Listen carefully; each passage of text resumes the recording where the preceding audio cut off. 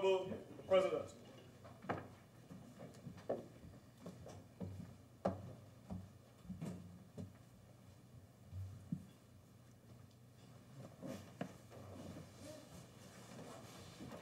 Senator John. Thank you, Madam President, for the opportunity to join this debate. I have a full preparation, but given that the Honorable, which preceded me, made some remarks which I think I have to set the record straight. It means my good friend across the aisle might get away from me asking about boat and road and so on. Thank you.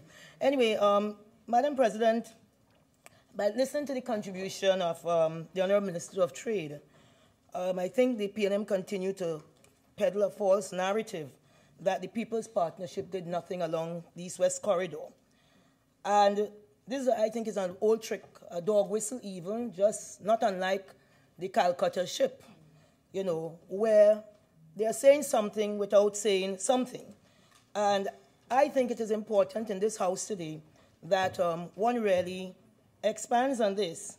And let us see now who could go out on the corridor, on the pavement after, and who can't, based on the work, all right? Because facts are really stubborn things, and the PNM is entitled to their own facts, their own opinion, but they are not entitled to their own facts. Now, you see, Madam President, the Honourable Minister spoke about policies, and she's right, because you start with a vision, it comes to policy, but then it's actioned. And I think the issue that is facing the government is how do I trigger action, right? Because what people are asking for really is action, and to date, there have not been many speakers, but I've heard nothing about jobs. And really what is needed outside there right now, just as the Reverend Martin Luther King had said, there should be the fierce urgency of now as it relates to the creation of jobs. It's good to talk about revenue authority and feel giddy about it and so on. But at the same time, that will not feed hungry belly. You understand? So, Madam President, and I'm talking about this IDF and how it was used, because I'm seeing where under head 18, about 800 million is taken out and it is placed, it's spread over more or less salaries, etc. So it is not placed in any revenue-bearing activity. I'm happy to know that public servants are paid. But certainly, what in correcting the record about work along the corridor, I can tell you that under my chairmanship, UDCOT built 8 police stations. They were delivered, and 4 more were in process, had been mobilized, and well along their way up to about 70% complete. So I want to know if Arima, where the first one was handed over, is not along the corridor. Is Piaco not along the corridor? Maloney, is it not along the corridor? Can you kindly tell me where is Mayaro Fire Station? Where is St. Joseph Police Station, even ending up along at literally the beginning of the corridor in Besson Street, where the current government went and they cut ribbons. Yes. And that went on. I think there's a major sports facility up at the Etihad grounds. With respect to the HDC, you had Bonnier, where 398 housing units were well on their way, probably about 60% complete. You had in, not Maloney, in Barataria, 34 units being constructed. They would have been handed out by the government. I know the government tend to conflate what they have done and what we have done, because to me, government is a relay. All this argument about what was not completed and what could have been complete, all that makes no sense because it is a relay. After this government is booted out in 2020, certainly there will be nothing to continue. We know that. There will be absolutely nothing to continue because nothing has started because they're busy on and stuck on policies. All right? Now, Madam President, as I said, there were about 1,250 housing units started in Trestil Farm. Bonnier, 398. That's Aruka, that's along the corridor. In Beetham, I know they don't know where Beetham is, because no big shot they live in there. We actually built 2 apartment buildings. As a matter of fact, I was there last week, and I'll talk about that shortly. And I can tell you And all of this is the IDF, ma'am, just in case you're wondering what I'm referring to. Under the IDF, we built 2 apartment buildings on the Bitha. And when I went, there was one built prior to. And 3 months after, I was asked to come and look at it because we were about to allocate. And when that building had been standing empty or sitting empty for 3 months. And you open the door, and everything was intact in that building. So, you know, sometimes people go away with this impression, or they speak down to the people of Heliard Beetham, but nothing was missing. Not a light bulb, not a switch, none of the plumbing was missing. You understand? As a matter of fact, to hand out the keys, the then Prime Minister, Kamala Prasad Bisesa, went and said, this is not Heliard, this is Hope Yard. You understand? Because of the love that was felt in that community. Madam President, as I said, it is untrue that nothing was done along the corridor. As a matter of fact, so much was done that 2,500 housing units were refurbished in a place called Beverly Hills. Now, my PNM friends will not know where Beverly Hills is because it's in Laventille. You understand? Right? Laventille, we even put solar lights up in Laventille. There was pigeon proofing, painting, roof repairs, roof replacement, sewage, construction of sewer system, new garbage disposal systems. 9,714 units all along the corridor were refurbished. Who refurbished them? The people of the corridor. You understand? That's why I can tell you, not the people of the corridor. The point is, if it is we have to walk up that corridor now, PNM and somebody representing the UNC, I can tell you they don't want to see PNM people, right? Because the people are looking for jobs. The people are not looking for old talk. They're looking for jobs, you know. And all of these policies, all of these whatever arrangement in terms of stopping the leakages with the taxes, it must comes back to what are the people looking for? JOBS, jobs. That is what they are looking for. All right, so it is totally untrue that nothing was done. We started an oncology center. It is not the opposition fault that it was not completed. There is a major sports facility also up along the corridor. All of these infrastructure had been put in place. Now, when I looked at the document, this variation of appropriation bill, I looked at it, I found it was short on economic fundamentals, management principles, and I think maybe it was only meant for short-term political objectives. Because really it was simple arithmetic, you know. I'm very surprised to hear the level of debate going on in this good chamber, because it was just arithmetic, where money was taken out from one area, and it surprises me that it is the IDF that this money has been taken out of, because you can really roll this up into projects where the butcher, the baker, the candlestick maker can get some sort of opportunity, because as it stands now, there are absolutely no opportunities. You know, some of us need to leave this room and go out on the road there and we'll understand what is going on. So most of this money seems to be paying outstanding salaries and some related costs. Now, I'm happy that public servants who are owed their money are being paid. The Minister of Finance spoke about the economy is turning around and revenue collection, and several speakers indicated and referred to that. But more than anything, Madam President, he felt so confident in his hypothesis that he said, I can see clearly now the rain is gone, right? And it's going to be a bright, bright, sunshiny day. Now, if this claim that the revenue collection is up and there has been an uptick in the price of oil, my question is, where are the fundamentals? Where are the working papers? I mean, there's a big debate raging in the national community right now about who is aligned to whom. But I think every citizen of this country is guaranteed their right under the Constitution to ask a question. Where are your working papers? How you come up with that? How did you come up with that? They're not wrong to ask these things, because you can't talk down an economy for almost 3 years. It's bad, it's a mess, they stole, and what have you. And suddenly one day you get up and get a dream, and you are saying, oh, everything is a bright, bright, sunshiny day. Madam President, I can't quite align my own thinking with that of the Honorable Minister of Finance. So at this time, in Trinidad and Tobago, there's a universal agreement that things really have never been so bad. So I think really it's only the minister that is getting this euphoric feeling. The consensus is that people are suffering because, Madam President, who feels it knows it. So no amount of grandstanding, posturing, and public relations stunts could convince the population that the belly full when indeed it is empty. All right?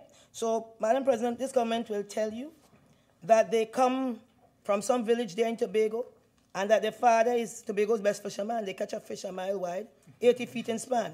He had to tie it on the boat and swim back to land to get his brother Eric to give it a land. But and what are we going to say about that? You know, there's words we can't really use in this chamber. You understand? But what do we say about that? But that really is what they're telling us in effect. You understand? So there are our local economists with the chambers of commerce and so on. And everybody to a man saying, well, this really makes no sense. How could we have been talking down the economy? Because more than money, in an economy, there needs to be confidence in an economy. When you walk in with the IMF or into a bank or whatever, you have to go in like a big boy and you have to talk up your economy. You don't talk it down. And then another morning you come in to say, well, things are wonderful and things have turned the corner. Because I can tell you that just across to the east of us, there is because I want to backtrack. When it comes to policies and laws and plans and the vision of the government, people must be at the center of it. You can't just be doing policies because you feel like it. It has to be somewhere about the people because it affects the people. You're not doing it in a vacuum. So I like to think about how things affect people. And as I go along, and basically last week I was in Beetham, in Hilliard again, you know. And there I met a lady I knew, Miss Pinky Osmond, and she suffers from acute respiratory disorder. She's a grandmother. She looks after 3 children, and that is common in some of our communities. And she cannot see her way. She ain't seeing clearly. She cannot see her way. So you see, whatever is said, Madam President, you know, if it is not felt by the people outside in Beetham, it means nobody is seeing clearly. If Pinky not seeing clearly, nobody is seeing clearly. It's as simple as that. Because policies and good feelings, it's not about us in here. It must resonate with those. They must feel it, they must taste it, and they must touch it. But right now, I think our government is playing tampous, as we say in Tobago. See, smell, and never taste. You know about that? You understand? You understand? I'm feeling good now. All right? This lady, Pinky, cannot afford the medicine for her chronic heart problem or purchase food. And she definitely cannot pay the $500 with the HTC rent. So the conditions under which she lives, it's really bad. She happy too when the rain doesn't fall, because when it rains, raw sewage comes up into her apartment. So she really don't want to see so clearly to see what is happening in her apartment. There's a young man, well, I mean, you were there, Dominic Alcantara and Matthew Bunyan. And I'm bringing their names into our parliament because somehow we are delinked from the people. You understand? We are just doing this thing in a vacuum. We think we come here to talk sweet about economic principles, but these things they must resonate, and with those people outside there on the pavement, the people passing to go to PTSC. And what did Dominic and Matthew say? Young men in Hilliard. Nobody ever asked for money, you know. What are they asking for? They're asking for jobs. They said, if I get a job, it will save my life. Because every day these young men wake up. They're at risk of losing their life. Then little Miss Charisma Balsing of Las Lomas #2, a scholarship winner from Las Lomas. She's now a medical doctor. She cannot get a job. You are telling me, Madam President, this morning, there is our Minister of Health jumping up and down talking about what Couverture Hospital, something he can't build, you know. He can't build that. He can't start one clinic, that fella. You understand? Jumping up and down. But Charisma, one of our brightest and our best, sit down in Las Lomas all now, probably watching on TV. I hope she hear me calling her name and paying honor to her. Right? And then, of course, the last one I'll call is Romani Singh, because policies impact people. Right? It's not about just balancing your books and talking about how much I strip away. So now I'm not going to do the IDF. I'm just going to take this 800 million and put it, you know, like pick a pan around 12 ministries. And that's the end of it. Because people depend on us to create jobs. Right? They depend on us when we come into this house to do something. So there is this Romani Singh of Caroni South Banroom. I remember meeting her, tears streaming down her face. You understand? She is there and her child is paraplegic, lying limp in her arms. She said they are taking away the $500 grant. You see, that's what we do. Policy. The policy is to take away the grant. We don't know who we impact. We're impacting Romani Singh. You understand? You know, then she said she misplaced her food card. And she was afraid to go and ask for the food card because she had heard on the news, Madam President, that they were saying there were people who were in some kind of con job or there was corruption in the food card. Madam President, we really believe that somebody will lose their dignity to go and say, I can't feed myself and I can't feed my family, and then it's a con. Something got to be wrong with that. You understand? Why are we doing this to people? We are scaring them, and these people are the most vulnerable in our community. So it's not about how powerful you are, and, you know, we feel like the Lord, so we can give and we can take away. Because, you see, when we are taking away, we are affecting people like Pinky, who is there at Helyard, and who depends on us to do something. These decisions affect real people who generally feel very powerless. But they are hoping and praying that they have given some of us in this, whether it's this chamber or the other place, their power of attorney to go and do something on their behalf. Madam President, I know that no government can take care of all of the needs of the people, but the people must feel a sense of reassurance that the government policies are designed to ease something, to fix something, because we have a large percentage of the people who are very poor. Now, some are poor, and some are being driven into poverty, and we have totally dismantled the middle class. There are now engineers who are married to doctors who have gone back under the parents' house to live. Why? Because contracts are not being renewed. So it can't just be about arithmetic. You understand? It has to be about how is this impacting the people. So when a minister, Madam President, can take perverse pleasure in administering tax after tax after tax, and then giggle and brag and say, but they have not rioted us yet. You know, something has to be wrong with that. Senator, yes, please, in your references to members of Parliament, you need to just take into account the standing orders, okay? I'm guided. So now for those who are inclined to take the Minister of Finance seriously, it was pointed out that the price of crude oil had risen to an almost 3 years high, which was as a result of temporary factors. The delicate arrangement between Russia and OPEC. Then you have this deal which has unraveled with Iran based on President Trump's unilateral decision to withdraw. The collapse of the oil industry in Venezuela is another factor. And, of course, maybe a looming trade war between China and the U.S. You see, Madam President, this economy was never a mess. It was never a mess. It was just a simplistic ploy executed to mess with our heads. Sure. The government talked down the economy deliberately. They never took into consideration that even more than money, as I said before, we needed to have that confidence. And no serious practitioner, Madam President, talks down the economy. Now, you know, they are there running behind Standard & Poor's if they say this or if they say that, you understand. But if it is that your outlook was stable and now is negative, I ain't seen nothing that has been enhanced by that, Madam President. I don't understand it. How could that be something positive that we are here bragging about it? So then one went to Moody's and he went to Finch. So, Madam President, I think the government is like Belmont Boys RC. Try and try again, boys. One day you'll succeed. So next thing we're going to hear, they're getting a credit rating from Eastern Credit Union. You understand? Because they might be the only place what they're looking for. You understand? I don't understand this. You know, if it is, this is an indication. Because everybody, actually, Madam President, you know, and any commentator, you know, is subject to ridicule. But if an international agency, and between Moody's and Standard & Poor's, they control 85%, I think, of the credit rating market. Fitch does have a little piece of it. So these are big guns. These are really big guys. But, I mean, Madam President, our government will box with the United Nations, so maybe they will do the same with Standard & Poor's. It's you understand? These are fearless government, you know. I love them for that, you know. You know.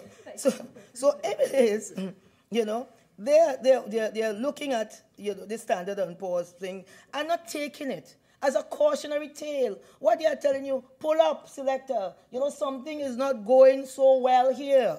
You know, but no, let us run to this one and run to that one. So I'm looking to see when they publish the credit rating from Eastern Credit Union. You know, because what you witnessed really was amateur hour at the Apollo. You know, Madam President, with all due respect, you know, Because, and then there was the Ministry of Energy, or maybe the minister saying, well, yes, it's me. He's doing the mea culpa. He decided to fall on the sword. Your colleague, Madam President, the Minister of Energy colleague probably loves him for that. You know, very gallant to have fallen on that sword. You know? So, yeah, that's what he did. You know, facts means nothing to this government. They only change their tune. They only change their tune.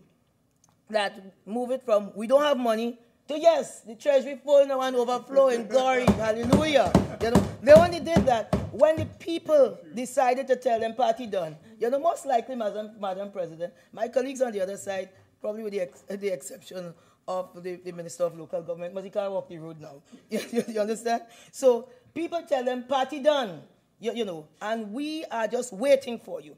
The feeling's all pervasive. All pervasive, because the punishment was just too harsh.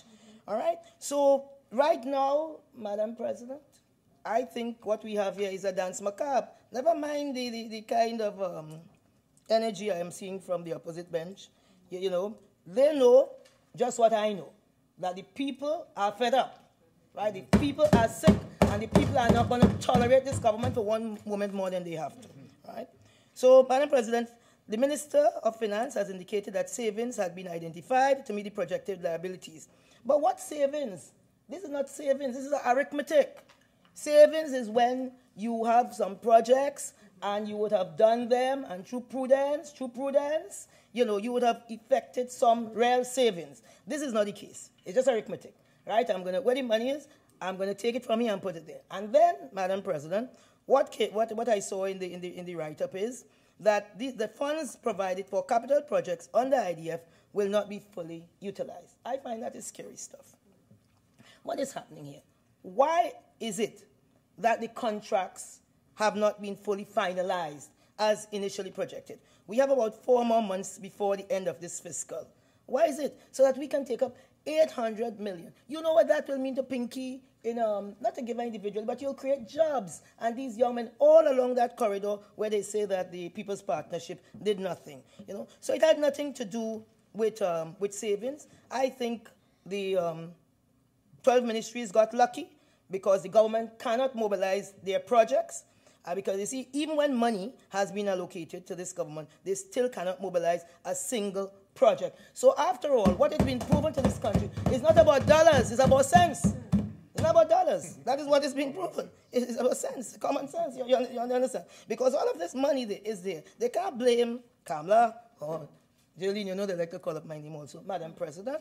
You know? So not one meaningful project since 2015.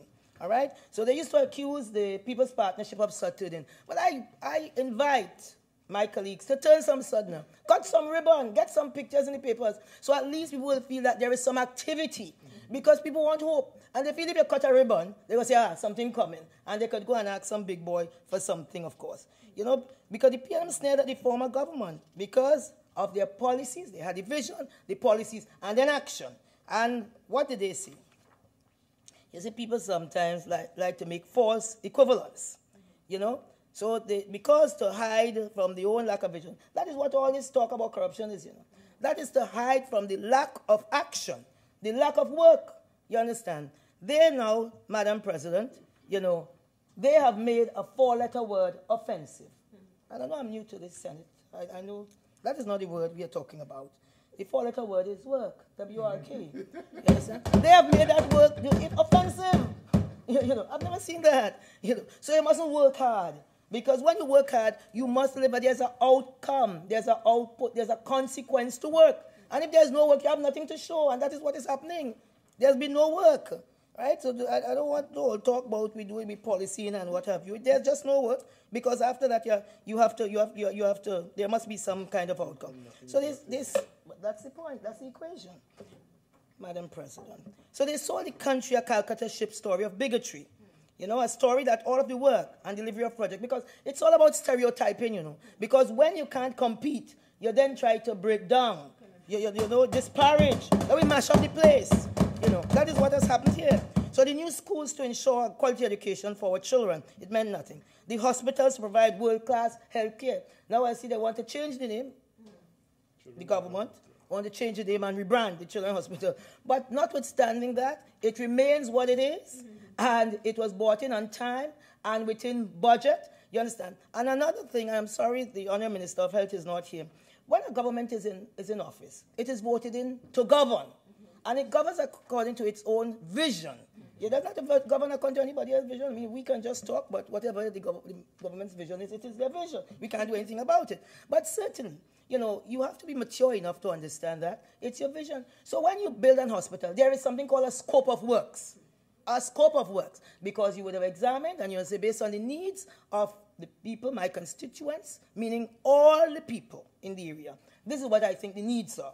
And you build a hospital, you purpose it according to that. If you find it, you have this and it have that, and you're in charge of put it in, it's your right so to do. But you can't be quarreling and complaining, Madam President, that I did not put that. You understand? You do it, Madam President. You understand? Don't come and tell me what I didn't do. And then all this thing, they come here and talk about, well, the hospital was the cost or whatever. They just call anything. The glass was the cost, $10, and now it's $5 through pure money. All that has happened is a change in scope. You fool no one. That is a change in scope. Change in scope. If rice is gone down and flour is gone down and cement is gone down, it's a change in scope. All right? There is no brights there to tell me that you do anything else. It just changed the scope. And if you have not done that, let me see the working papers. Right? So, because it's just old talk and noise in the environment, that messes us up. So modern police stations to ensure the nation's safety and security. Housing for persons for whom it has been a long time coming. So when this IDF projects, that head 18, is working efficiently, multiple, thousands and thousands of jobs are created. Oh, yes, there may not be what you call this kind of economic activity in that sense. It is an economic activity, but it may not be revenue-generating activity. But that is important, too. We have to do both of them. We have to be going after new ideas and so on. And, of course, I heard the Minister of Trade talking about a few in the private sector. But this is a very anemic private sector. Anemic. She could not even call, the Honourable Minister of Trade could not even have called out how many jobs. You know why? Because these jobs are minuscule. They would not even, they need support from the government. That's the point. They need support from the government. Whatever it is, the government probably needs to find out what it is the private sector needs to stimulate them so they can do a little better. So when we use that money from the IDF efficiently, everybody benefits. You understand? So the butcher, the baker, the candlestick maker, and they're talking about the government, that is, they're talking about roads, major infrastructure project. But, roads are important, yes, but we have to understand in this hard go season when jobs are so scarce, when you do roads are really machinery intensive. And basically, when the big contractors roll in, they roll in with everybody, including the water fetcher. Everything comes from outside of the jurisdiction. So we have to kind of balance it. We have to look at what the big guys are going to come in with, and what we could do that the people from the community can get a little something inside of there. So mobilization of construction activity creates jobs. It can create immediate jobs for the people of this country. Madam President, as I traverse this country, people never ask for handouts. They just ask for jobs. Everywhere you go, where can I get a job, right? So right now, this government, Madam President, is solely and unashamedly dependent on the projects which had been started by the People's Partnership to pretend to Trinidad and Tobago that there is some semblance of activity within the sector, the construction sector. I wish to reference reference 3 housing development projects situated in West Port of Spain, which had been started under the IDF by the previous PNM government. Then the People's Partnership came in and completed one Shakonia Crescent in Digo Martin. That was completed. All the keys were handed out by the current government and so on. And then we mobilized the View Fort. All these projects which were on the ground, Victoria Keys, the government campus plaza. You see the government cutting ribbon. But when the People's Partnership went into government, that project was on the ground. We had to rescope, retender, and so on. So now, you can move into Custom and Excise Building, Board of Inland Revenue, Ministry of Legal Affairs. All these projects had been started or continued by the People's Partnership, nothing was left. When it is that the People's Partnership did not continue with Real Spring and Brian Lara, it was because there were some serious issues with these projects. They were question marks. The report had come back from the quantity surveyor that the contractor had been overpaid. I am very curious to know how it is those projects had been remobilized if the contractor had not repaid those money. But I suppose we see. The Red House project was mobilized under the People's Partnership. Stallmeyer's Castle, you understand? Again, that was about 70%, had achieved 70% completion. Even this chamber, Madam President, that we are sitting in today, you know, this building was repurposed by me under the People's Partnership. So I am asking, maybe you ought to say, thank you, Jearlean. You understand? So the minister, they don't say thanks. The Minister of Finance, Infrastructure, I said in cutting these ribbon and so on. You know, the minister choice of song, you know, he's beating his chest. But all these projects are the People's Partnership projects that he's talking about. Beating his chest, Madam President. And he's saying, I can see clearly now, the rain is gone. And that is really an inappropriate song as far as I'm concerned. I think given the fact that, you know, what is being put out to the public, projects started or continued by the People's Partnership, the minister really appropriately should be saying, I get by with a little help from my friend Kamla. You understand? You know, they need to say thank you, Kamla. I don't know, they need to say thank you, Kamla. Because were it not for her policies, you know, what would the current government do? You understand? Because there they have almost $1 billion in the IDF. And I'm sure it's more, you know. I need to look at the arithmetic a little better, you know. That they could have just taken and say, you know, look, your salary here, there, and everywhere. Not one project mobilized, not a job created. I mean, how can we just allow this opportunity to pass? That no jobs, we're talking about policies and we are talking about jobs. What will people eat, Madam President, out there? So, I mean, I think we have to, I want to talk a little bit about diversification, but there is no diversification with this government, you know, because there was a board which 2 members got wise very early, and they left, and then Dr. Farrell resigned in January, and well, David Abdullah left, and he said, turn off the light for the last one who left the building. But, I mean, we have little or no oil left under the ground. Venezuela with 300 barrels, they have the largest oil reserve. Venezuela, 300 billion, yes, 300 billion. They are now in chaos. Their people are coming here in droves. You understand? Just recently, I think I read or saw where even a Consuela ended up in a police station to tell her they were running the place. You know, we don't want that to happen in Trinidad and Tobago. So we really have to get serious about this diversification. And don't say, well, the People's Partnership did not do it. Now it's your turn, do it. You know, this kind of arguing about who has to do it. Even in Saudi Arabia, Madam President, in 2016, they have 267 billion barrels of oil under the ground. And in 2016, they came up with Vision 2030. Can you imagine if this government had continued their Vision 2020, because 2020 is right there, you know, or even take out the 2 and take the 3. But, you know, they are the same way they dislike me, Madam President. They hated Manning too, you know. I'm proud to say he was my friend to his death. You understand? But Saudi Arabia said they don't care if oil comes down to $1 a barrel. It will not affect them by 2030. You understand? And you know who is doing that? I will call him a child. This bin Salman, what's his name? Mohammed bin Salman. You understand? Just recently he was in Hollywood actually going after these movies and so on. You know, they are very serious about ensuring that they diversify their economy. And they're taking some very serious fundamental decisions in terms of having women driving and so on. They're changing. That's how you do policies. You do policies to impact something. You don't do policy because it's making you feel nice. You know, because you say, I do policy. What are you doing policy for? Makes no sense. You have to do policy for something, to impact something. So when they say, listen, in our sports stadium, we are going to put toilets and bathrooms for females there. That is to facilitate something. When they say we are going to have women driving, it's because they want people like me and my good friend and to go and for us to drive to be independent.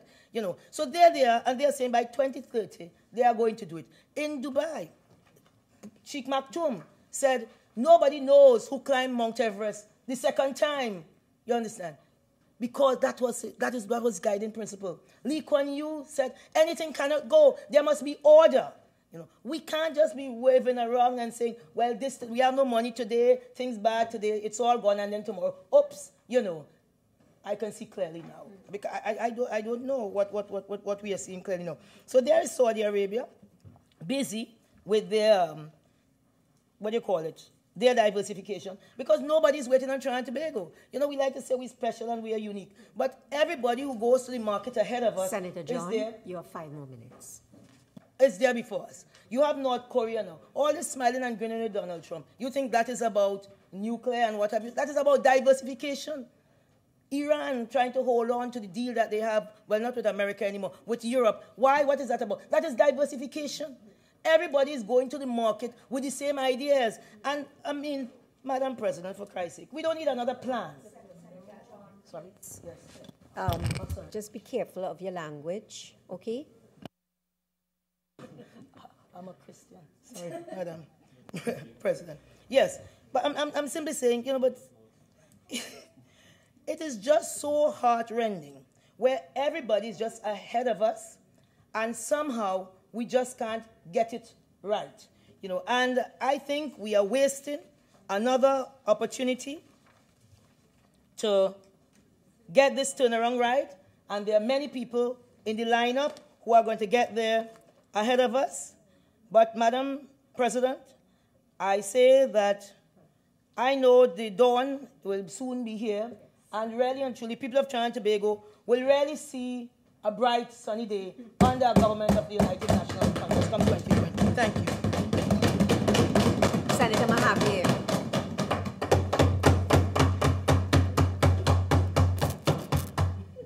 Thank you very much, Madam President, for this opportunity.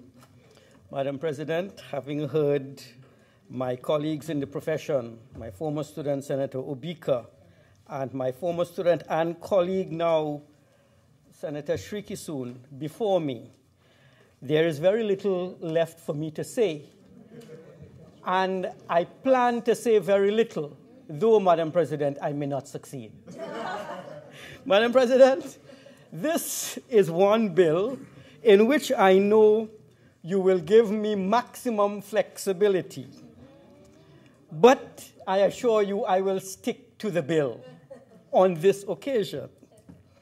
And, Madam President, when I look at certain elements in this bill, a number of important issues arise. Take, for example, the $100 million in subsidy to Petrotrin. Recently, the Minister of Finance, a couple budgets passed, did increase the price of super gasoline and other petroleum products. And now we are told that there is a need for $100 million to provide to Petrotrin based upon Petrotrin's increased cost. Why is Petrotrin's cost rising? The important reason is that it must pay more for imported oil. But there is another aspect of Petrotrin that we need to look at now, Madam President, critically. And we need to ask ourselves, why is it costing Petrotrin so much to refine a barrel of crude? I think it is very important for us to look at Petrotrin as a refiner, compare Petrotrin with refiners globally which refine the particular type of crude that our refinery is geared to refine, and ask ourselves, is Petrotrin in the top 25% of refiners in the world in terms of efficiency, or is it in the bottom 25%? If it is in the bottom 25%, what are we doing to lower its cost, its refining costs, so that the government will not have to transfer to Petrotrin subsidies of this sort, having raised the price of petroleum products, and the population may very well find with an increase in efficiency, of refining efficiency, that the price of petroleum products at the pumps may very much fluctuate. Refineries across the world operate like that. And I think we need to look at that aspect of our economy, because in the absence of a mass transit system, Madam President, we know that the working population will continue to rely upon the regular vehicles, and petroleum costs will, in fact, incur a large quantity of their disposable income. So let us look at that for the people, efficiency of Petrotrin. But that, Madam President, raises a second very important point, and that is Petrotrin is paying more for crude imported products, crude oil. So we are receiving more for our exported crude. I wait for the Minister of Energy to let us know how oil output is behaving, and the Minister of Energy is coming in at a correct time. I am hoping that we are now gradually increasing our output, daily output, from 80,000 to maybe 81,000, 81,500. The reason, Madam President, is this. We have once again an opportunity before us, thanks, of course, to geopolitics. That Iran deal is going to result in an increase in the price of oil for 2019.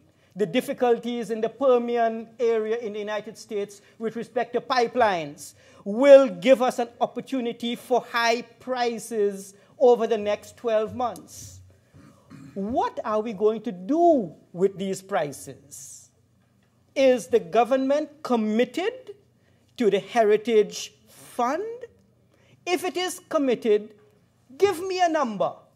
You see, Madam President, we will not be able to advance economically unless we exercise discipline.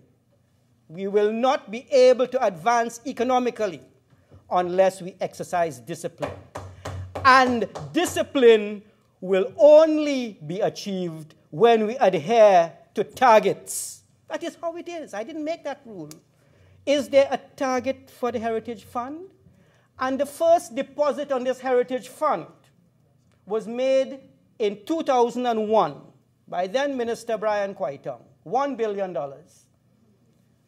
awaiting the legislation of a few years later.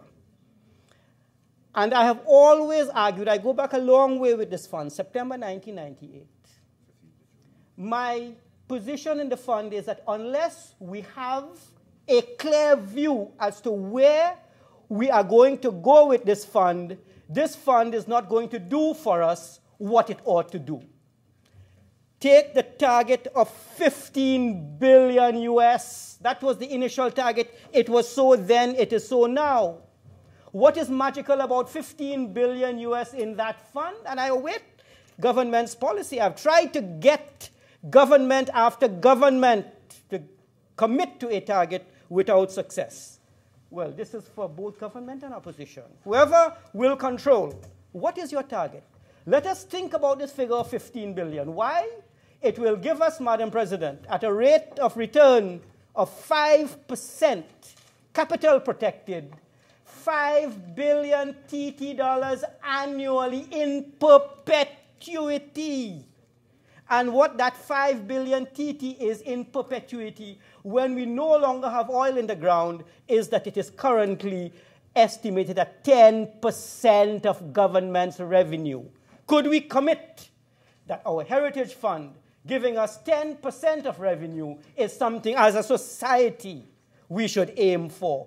We let many opportunities in the past go. We are getting an opportunity now. I wait to see what government is going to do between 2018 and 2019 with the increase in the price of oil. Let us hope we have learned some lessons for how not to mismanage an oil windfall. And, Madam President, just as we are getting some breathing space, should we not, after 10 years of deficit after deficit after deficit, now make a decision that we should finally balance? After all, the prices of our export commodities are rising. And if we are going to balance after 10 years, how are we going to do it? Well, here's how to do that.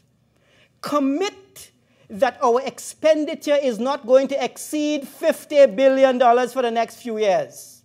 Because the problem for Trinidad and Tobago has always been rising revenue and rising expenditures. 2014, in 2004, we spent $18 billion. In 2005, we moved to $32 billion in expenditure. Why? Because there was a huge infusion of revenue on account of natural gas. So rising revenue, rising expenditures. Falling revenues, then we get into trouble. Let us commit to balancing the budget. And if we could commit to $50 billion, we are doing very well in this economy by spending $50 billion per annum. If we could stabilize at that level, then any increase in the revenue we obtain over the medium term can be used not only to balance the budget, but to run some budget surpluses. So that's another target. Discipline. Discipline. HSF, $15 billion US in that fund. The size of the government budget, $50 billion.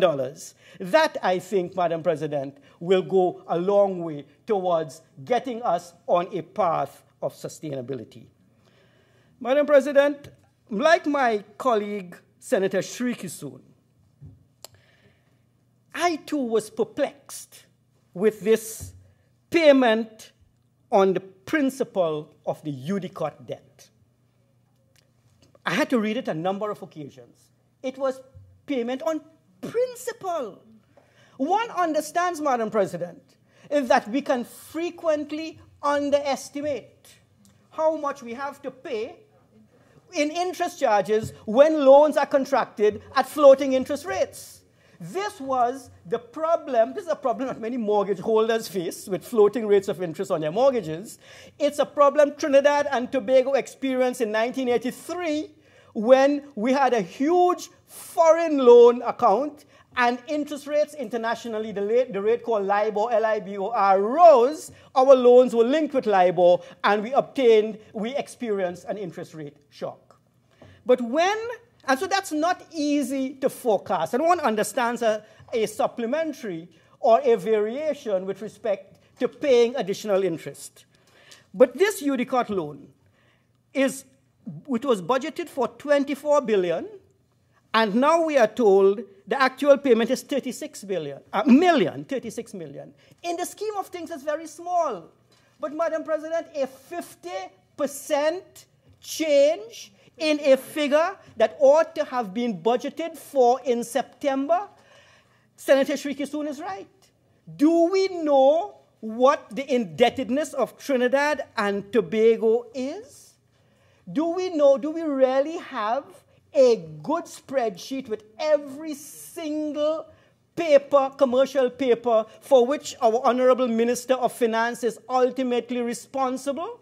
Have we tallied the Petrotrin and the TNTech and the UDICOT and the CAL and the TNTech and WASA and so on? You will find that it is a very large sum. And what we are seeing, what this underestimation indicated to me, Madam President, is that maybe we need to place a bit more emphasis on every single item of debt that is owed. Reason is, Madam President, if we don't know what we owe, you can be sure of one thing: the creditors do. And the creditors know when their payments are due. Let us, given that we have run 10 years of continuous deficits, and the outcome of deficits is debt. Debt is what is owed. We now owe a huge amount. Let us commit ourselves to another item of discipline. Could we say that as an economy subject to the types of shocks that we have seen over the last 50 years. In fact, when you go to the history of Trinidad and Tobago, the history of Trinidad and Tobago is an economy of shocks. We had a shock to the cocoa industry, a shock to the sugar industry. We had a shock to oil and gas. We've had shocks all the time. And usually they are unpleasant shocks. Sometimes they are beneficial and buoyant. At one time, sugar was extremely profitable, but of course, that was a temporary positive shock. The statistic we need to be looking at is this, and what worries me about budgeting in Trinidad and Tobago is that after 10 years of deficits and after a huge stock of debt which has been accumulated, we may now be on the verge and on the cusp of balance, but the debt stock remains. We will need to run surpluses for a good while in the future to build up the HSF and, Madam President, to reduce our debt stock. But could we now, as a society, government and opposition, tell ourselves that maybe 10% of our revenue on an annual basis seems like a reasonable amount to allocate to debt servicing, leaving the Minister of Finance, whoever she or he may be, with 90% of all his revenues to effect social change and to discharge his obligations. If we can commit that it is reasonable, and this is not just a figure pulled out of the air. When someone is, Madam President, applying for a mortgage in a bank, the banker will always indicate that the mortgage monthly payment should not exceed 20% of your disposable household income. Because if it does exceed that, they know you will have difficulties in paying the mortgage because there are obligations in excess of mortgages. So could we commit to 10%, leaving 90% to the Minister of Finance? If we do, then it means automatically we have a figure for the debt stock. Because, Madam President, if the average interest rate on government debt is 5%, if government's revenue is 40 billion, 10% of government's revenue, 40 billion, is $4 billion per annum in interest charges. What the $4 billion per annum at 10% of government budget tells us is that an $80 billion debt stock maximum will allow us to have a $4 billion debt servicing payment, interest rate at 5%, and revenue stable over a long time. We automatically, once we commit to how much of our revenue should be allocated to debt, we automatically get a figure for our debt.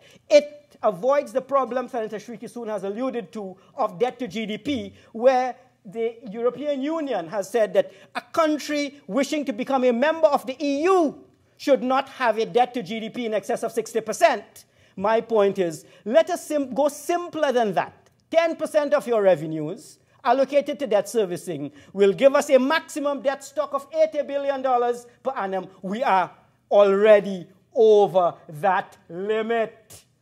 We are already over that limit. So once we can commit with discipline again, discipline, you see, Madam President, when I looked at the economic history of Trinidad and Tobago between 1986 and 2001, I saw continuity in economic management.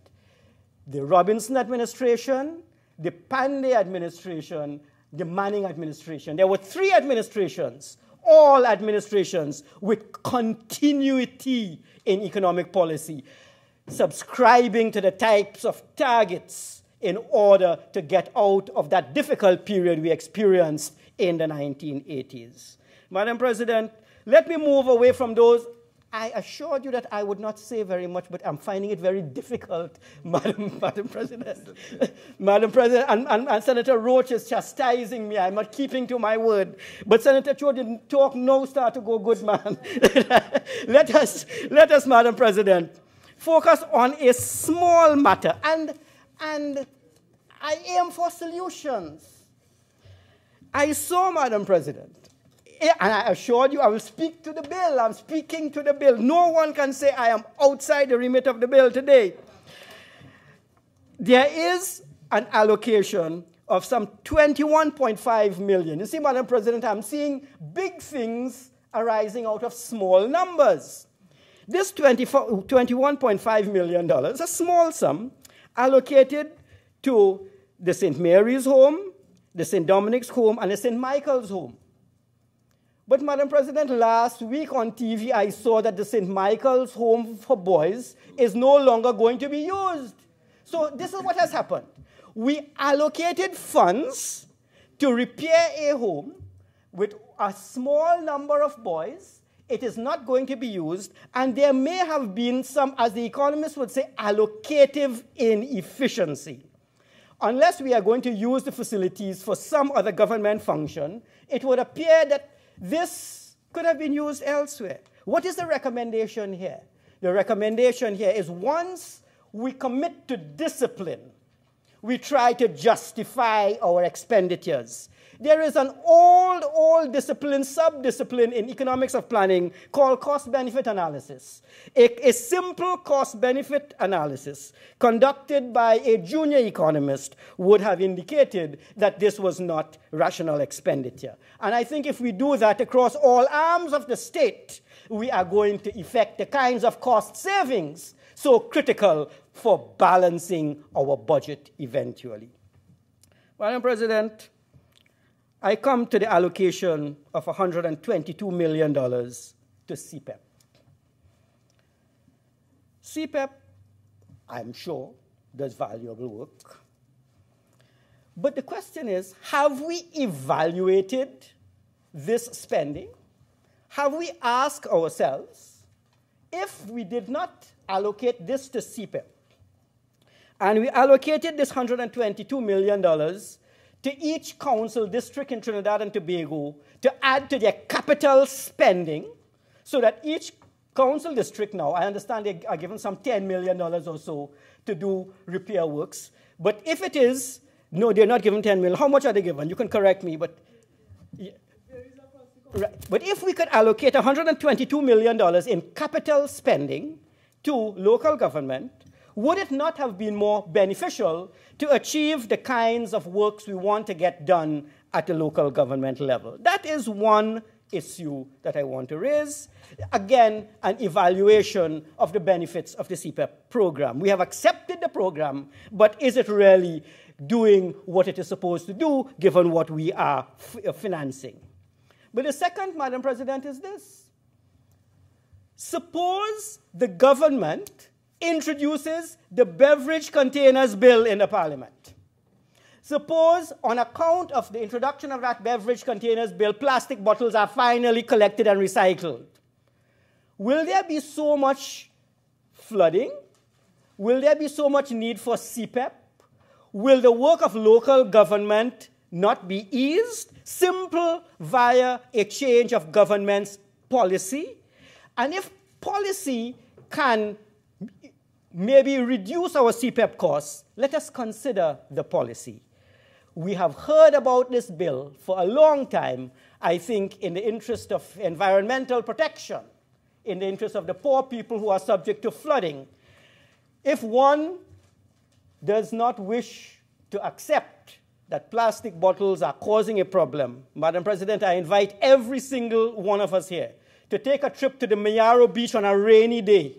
And on walking along the Mayaro Beach, you will see the little rivulets coming out by the beach. You don't know where all these bottles are coming from, littering the seashore. They are in the watercourses. At first, I thought it was the people of Trinidad going to the Mayaro Beach to pollute the beaches. No, it's all these things coming down, effluent coming in. And we do need to assist not only the environment, but local government with this beverage containers bill. There are other bills I would like to have introduced, but I will be outside this particular debate, such as the credit union bill, bank charges. I don't want to get out of there. I just want to mention them on the slide, as it were. Madam President, getting back to the subject of the debate, there is this CLECO inquiry. Well, this is interesting.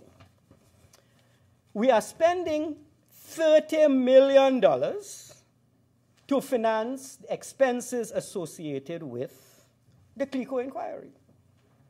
We have gotten a large amount of paper. We have gotten a very good report, no doubt. But when we observed the proceedings, we knew that CLICO presented to us an embarrassment of riches, of wrongdoing, which is prosecutable. One of which is a Ponzi scheme.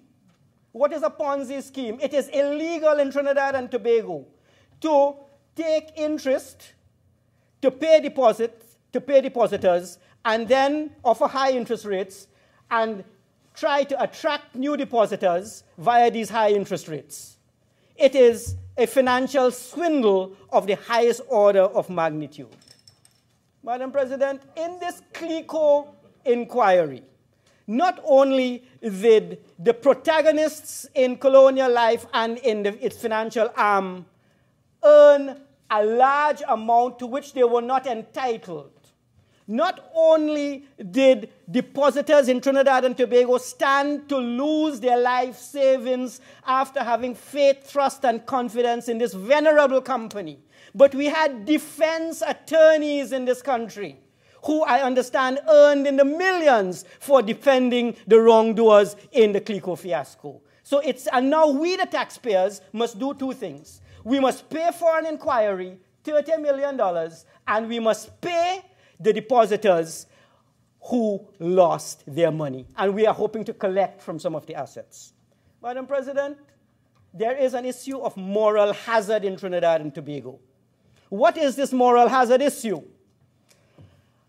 Unless these individuals who are prone to wrongdoing in the financial sector are brought to book and are prosecuted, like Madoff, Stanford, Rajaratnam, all of those, unless they are brought to book, what will happen, as happened with International Trust in the 80s, happened with CLICO and HCU recently, and will happen in the future, is that they will tell themselves, the people of Trinidad and Tobago will pay.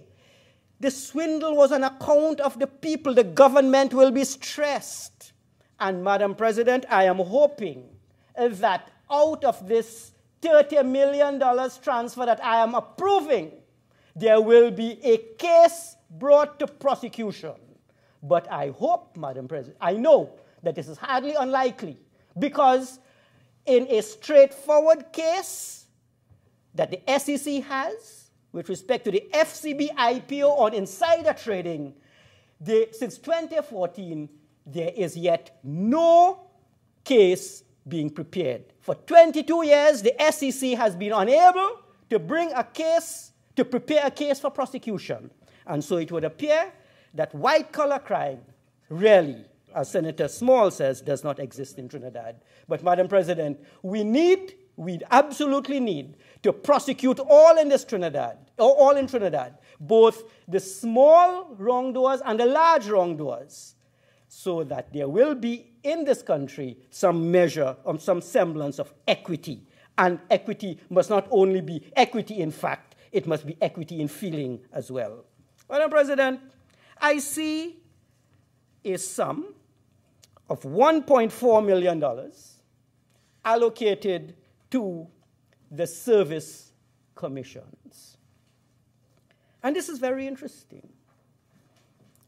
I have heard in this chamber that service commissions are, well, due to the Marlborough House issue and so on. My good friend, Senator Khan, has always complained about service commissions. The reality, Madam President, is this.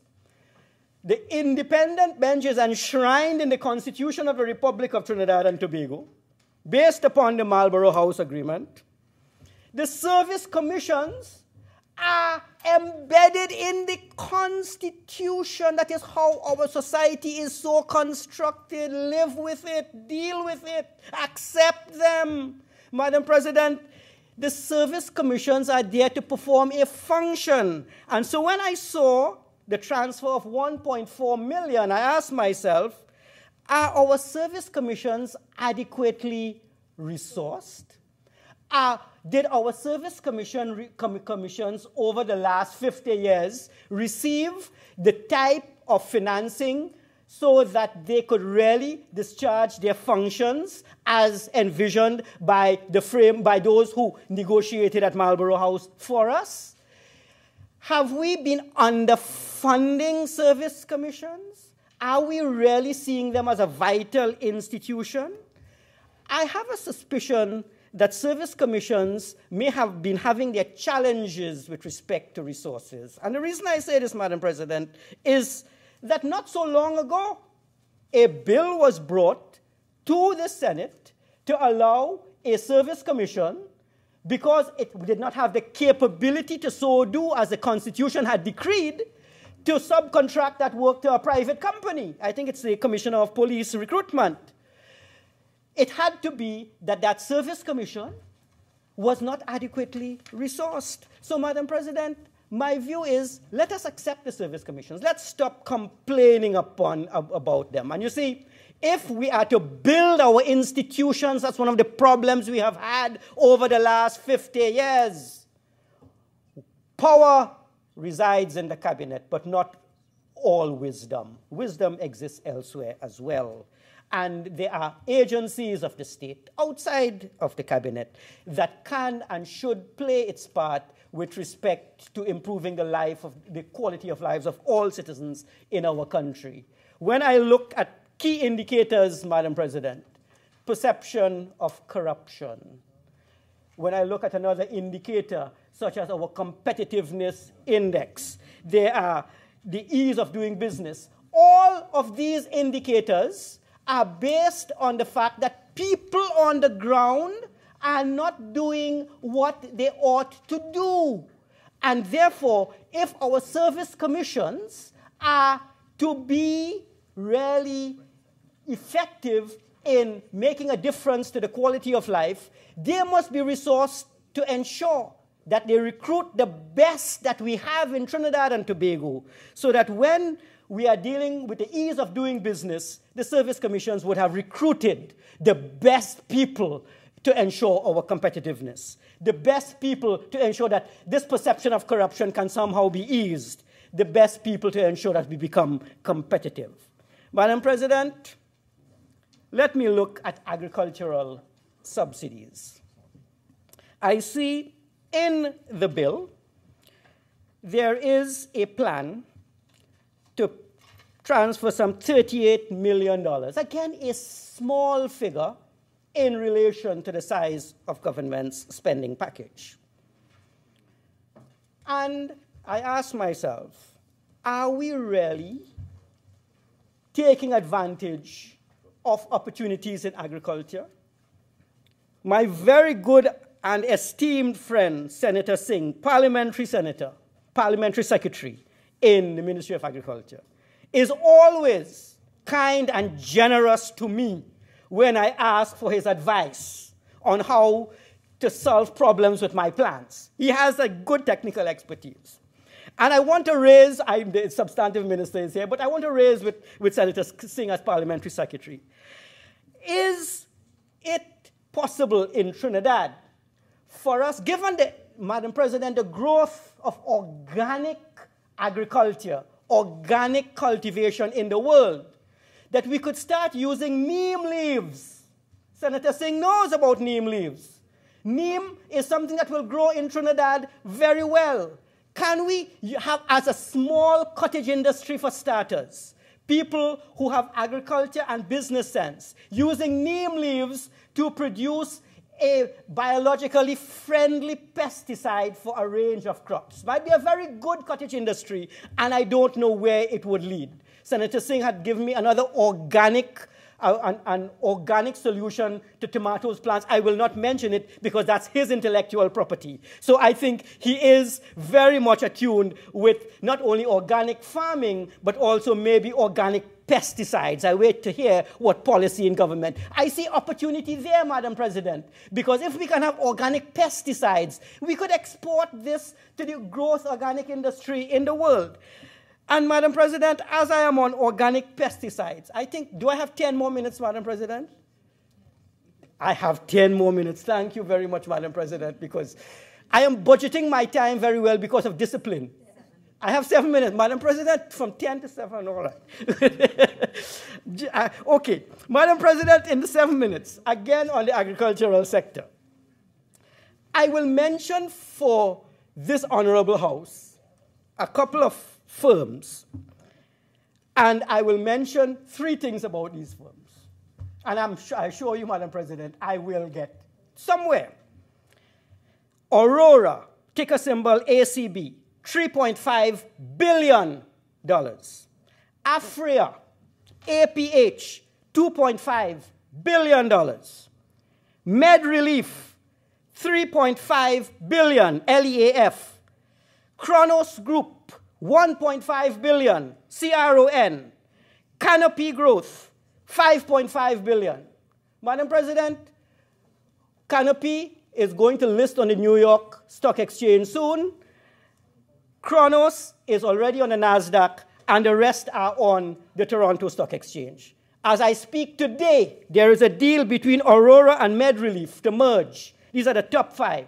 What they do, they are all producers who, if they operated in Trinidad, they will be cutting a jail. Because, Madam President, when I looked at the market cap in total of these 5 firms, I saw 15 billion Canadian, which is the equivalent of 80 billion TT, twice our annual revenue. 5 firms. What do they do, Madam President? Dr. Mahabir, you have 5 more minutes. Thank you very much, Madam President. What do these firms do, Madam President? These firms put people into profits. Their activity in Trinidad and Tobago would put people in jail. They make cannabis. They produce marijuana. And I am, Madam President, not advocating these firms because I myself would like to sample a joint. I don't. I have no desire to so do. But here we have these firms growing. And, Madam, what interests me, Madam President, like India, is this.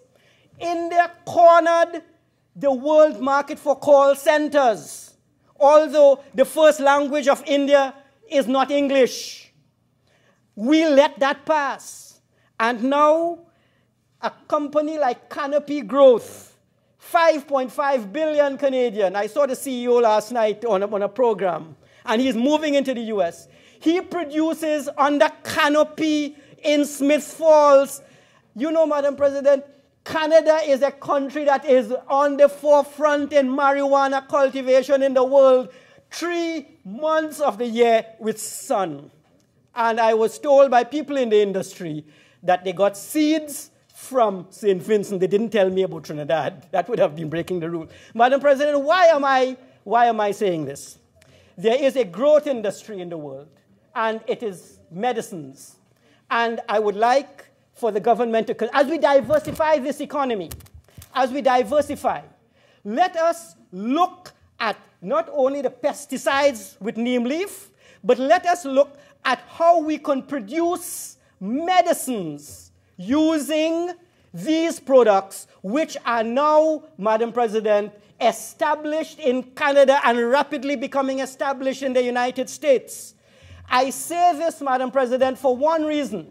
I say this because when the National Oncology Center comes on stream, as I hope it would, and when there are epileptic patients in Trinidad and Tobago, I am hoping that as a mature society, if the doctor says that the medications which are necessary for their well-being are cannabis-based medications, we are not going to say, well, it's illegal in Trinidad and Tobago, and so compromise the health status of our population. There is an opportunity that the Canadians are exploiting. It is about time we step up to the plate because, Madam President, this Iran deal won't last forever for oil. And, Madam President, I don't know if it's a minute, but in the last minute, one last point I have to make.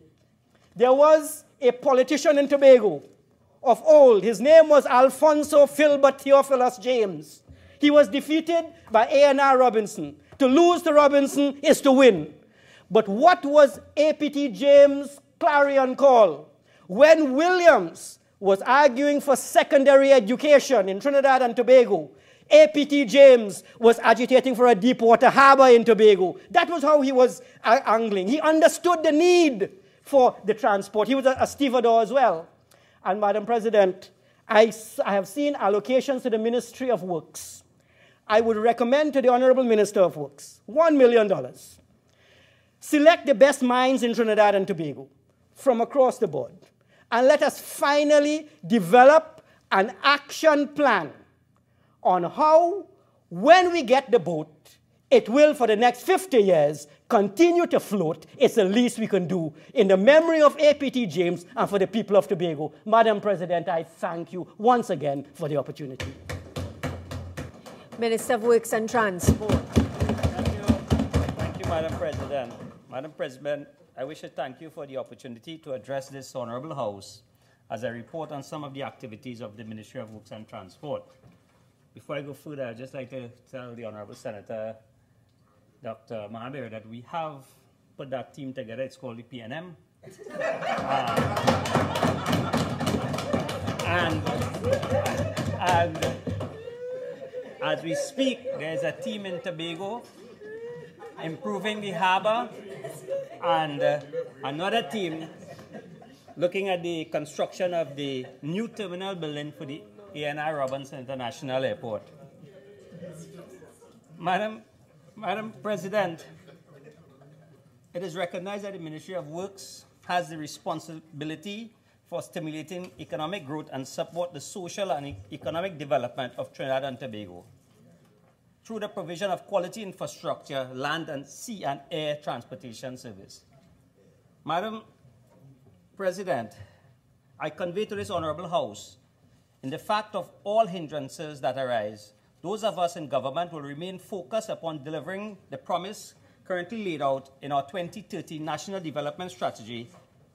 Here I specifically refer to a vision that promises a flourishing and sustainable future for Trinidad and Tobago, a strategy geared to benefit more of our people for all walks of life, from the resources available to them in this great nation, and the task of bringing about an improved and prosperous experience of life to all. Madam President, this government unveiled some of the largest infrastructural projects in recent time, all in accordance with our 2030 National Development Strategy under this ministry. And within this context, I will elaborate as I go into my presentation.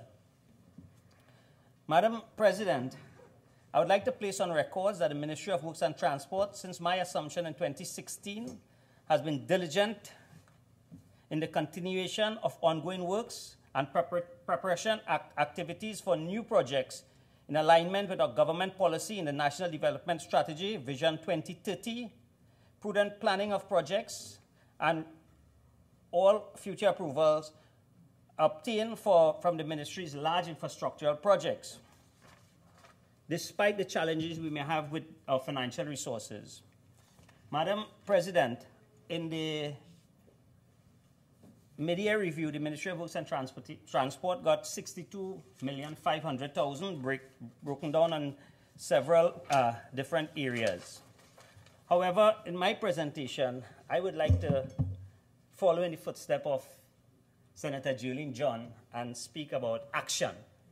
Because Senator John spoke about action, but I will divide my action into two sets of action, UNC action and PNM action.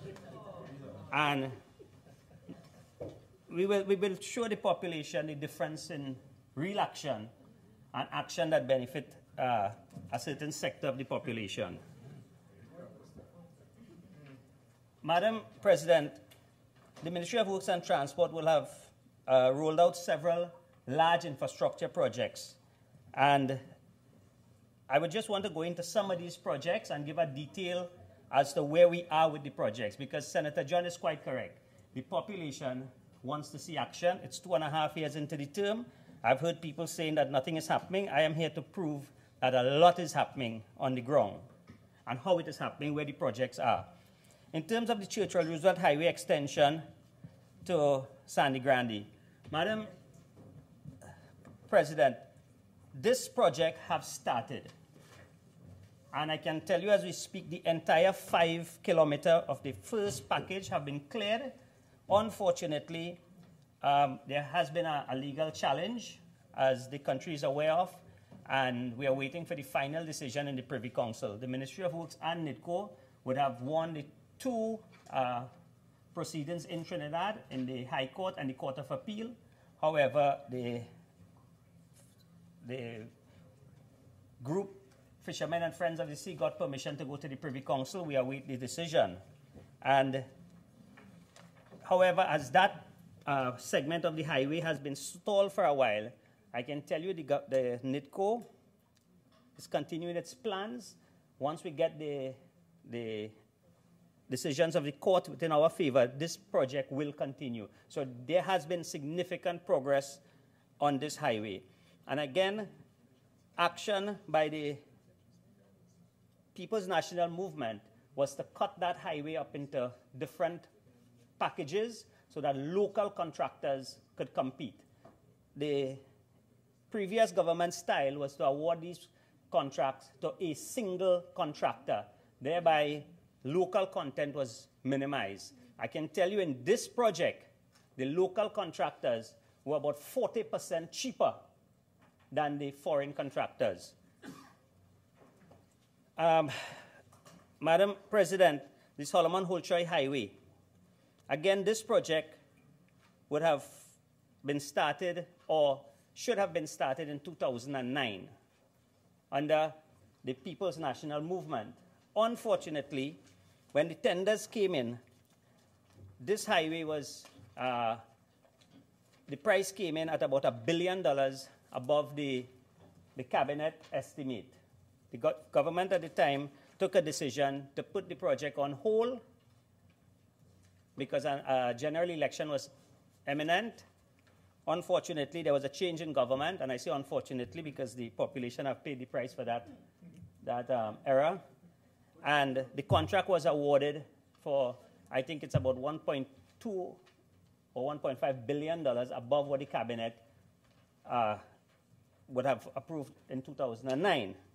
That project would have reached close to $7 billion as we speak, and it was terminated.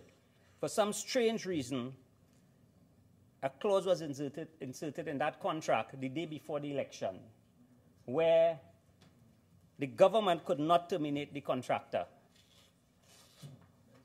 for being bankrupt in Brazil or wherever it was. This government took that matter all the way to the Privy Council, and we were able to recover $1 billion in funding from the contractor. That $1 billion was put to work on the highway. What we did is we, again, using the action of this government, is to break the contract up in different packages. And so far, all the packages that have been awarded to local contractors. And what is significant about that is that the rates that we are getting now, have referred back to the 2009 rates that the previous cabinet was anticipating. I can tell you on one project on one phase that is before us now, an engineer estimate was close to $400 million. And we are about to make an award for that same phase for $280 million, a saving of $120 million on just one package. So what we find happening now on the highway is that we're getting back the rates because of competitive tendering and allowing the local contractors. And the senator said, and I agree with her, we need to get this down, not only to the big contractors in Trinidad, but also to the small man on the street. And what the strategy we are using is that we are asking these contractors to please, whenever they're working in an area, to hire local labor. So we can all talk about action, and we can all achieve action, but the thing is, how do we achieve it? This is how the PNM is going to achieve the action. We're going to get the work done, but we're going to get value for money, and we're going to ensure that the money goes down to where it's supposed to reach. Madam President, this highway is ongoing. 4 packages are about to be completed by the end of May, An additional 4 packages are about to start up.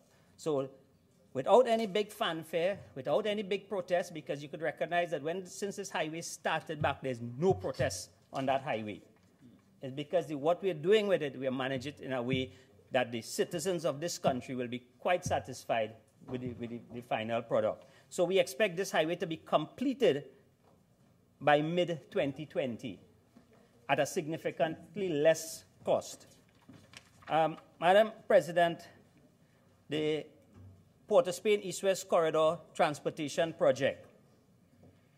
Madam President, this was a project, again, that was tendered out under the previous administration, was just about to be awarded, and there was some conversation going on within the cabinet, and the project was stalled. This government decided to start this project back from scratch.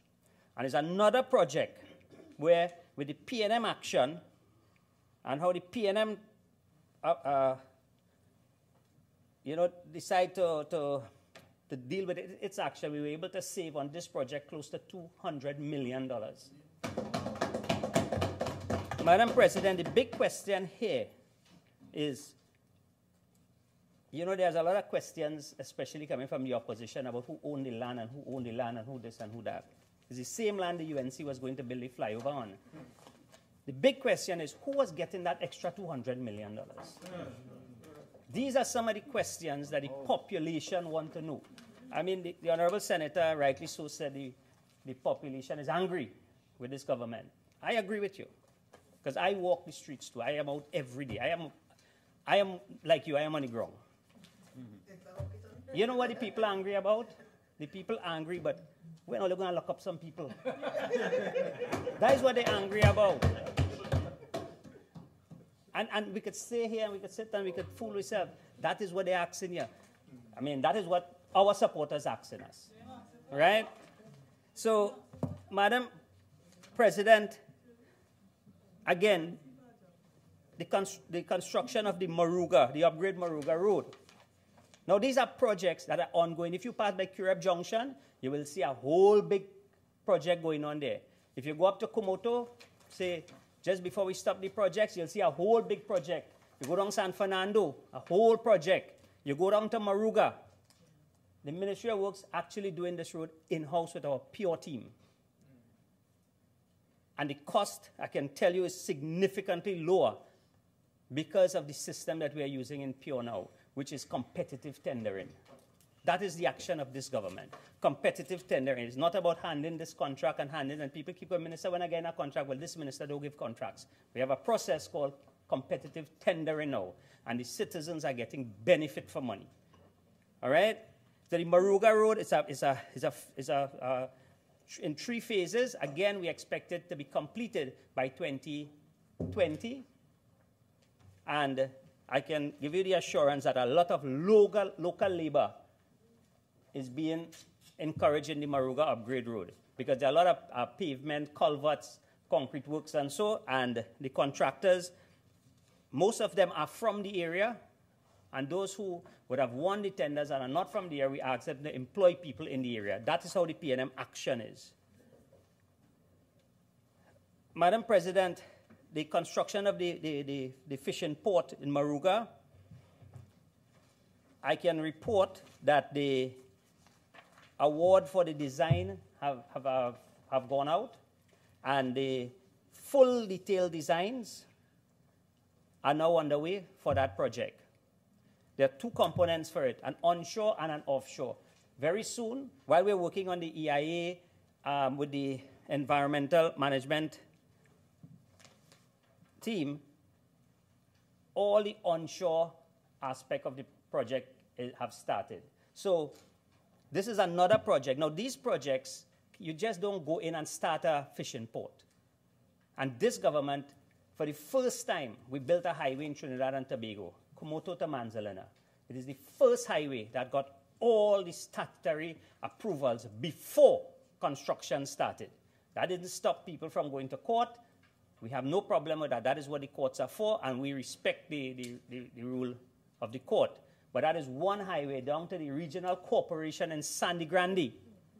gave their approvals before the sod was turned. And that is the approach we're taking with all our major projects. So we recognize we have the environmental management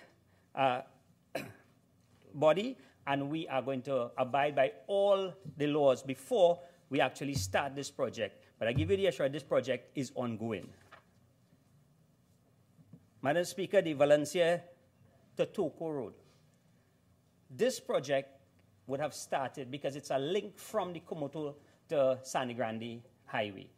However, there's an upgrade of the Valencia to Toko Road, and Cabinet have just awarded the contract for the full designs of this road.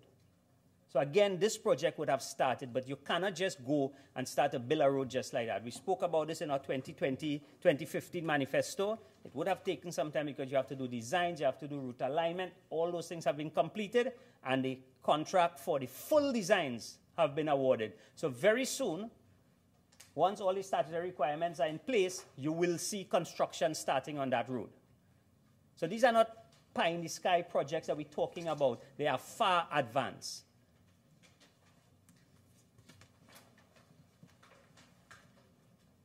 The fast ferry port in Toko. Again, this is a project that have started. The statutory requirements have started, and the consultant have completed the preliminary designs, and very soon you will see the tender out for the design built for the Toko port. We are in the process now of working with the EMA and so to have all the statutory requirements in. These are projects that are ongoing. Again, this is how P&M action is. Unlike the former government who just jump in and start the project, and then we run into overhead costs and this and that. No, our action is we get everything in place, and when we start the project properly. That is why Komoto to Manzalina, all statutory requirements are inside. That is how P&M action is. And somebody told me recently, we're not hearing about these projects. P&M action is that you don't hear about the projects just like that. You'd see things happening. UNC action, EMBD. What's the next one? No offense, the Eden Gardens. SIS, the big water treatment plant. That is action UNC style. All of them ending up in the courthouse. None of these projects will end up in the courthouse. Well, 2020 is far off, so let's deal with today. Madam President, let me talk about the Maracas Beach project. Again, another project, UNC action, shut down. P&M action, phase, different contractors go in, car park finish, water treatment plant ongoing, the construction of the boots and so, almost completed. No fanfare, at least this phase, no courthouse. That is P&M action, compare that to UNC action. Madam President, let me talk about the PURE. We have looked at the PURE, and we recognize that PURE is a very efficient unit in the ministry. And under PURE, they did the Maracas car park. And for anybody who would have gone to the Maracas Beach Resort, you would see this brand new car park done within budget and within time by the PURE unit at the Ministry of Works. Designs and everything. The PURE unit is also doing the Maruga rehabilitation, the road up there, and I think we're very proud of the work that they're doing.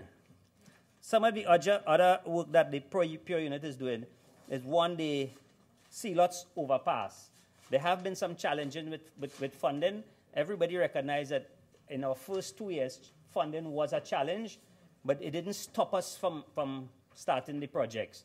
That project is about 75% completed, and very soon we will have the completion of that project, although it would have fallen back by a couple of months. Also under the PURE unit, we are doing the Sugrim Trace roundabout in Chaguanas, which will help us with a lot of the traffic in Chaguanas as the start of the Chaguanas traffic alleviation project. Under the PURE unit, we just at this moment evaluating the Rising Road water taxi pedestrian overpass. a brand new walkover from the water taxi to the Brian Lara promenade, which will eliminate all the running across of the traffic once the water taxi come in, and when the cruise ship here, you have tourists trying to run across. Well, that project have been tendered out. The evaluation is going on, and very soon we will have the sod turning for that overpass. All this is P&M action at work. No bacchanal, no corruption, but real action. Under the Ministry of Works and Transport, there was a challenge for funding. There are a lot of roads in Trinidad that need rebuilding and proper maintenance. We just did not have the funding. What we did is that we launched a program called MEND, where we put 10 trucks on the road to do patching. That was just their job, just go out and do patching. We went to the regional corporations. Most of them came on board. The ministry had an asphalt plant for years, a brand new asphalt plant that was never commissioned. What we did is that we commissioned the plant about a year ago. And the ministry now could produce its own mix, which we use for patching purposes. And we invite the regional corporations who, from time to time, will complain they don't have money for mix, but they have equipment and they have labor. So what we told them is, come, we will give you the mix, you use your equipment. We work together with them. And while the Ministry of Works is, while we are patching our roads, they are patching their roads. So we work in collaboration with the regional corporations, and I must say that is working perfect. We have a lot of bad roads in Trinidad, which we admit. Unfortunately, we did not have a proper maintenance for our roads for the last 20 years. We build the roads, and then we just leave them there. And when coming to election, we pave the main ones that everybody could see. And then you have the back roads that we leave like that, and what you have is the big trucks now. Because traffic and so on, they want to pull 3 and 4 loads for the day, take the back roads and they mash up the roads. So we're working with the resources that we have, and I must say that road maintenance, working with the corporations, I mean, the government would have saved significant amount of money by operating its own asphalt plant for this road patching exercise. One of the areas that we, from time to time as a country, we put a lot of licks on, which is the URP. I am proud to say with a reduced budget in URP, probably the lowest budget the URP would have had in about 10 years or more.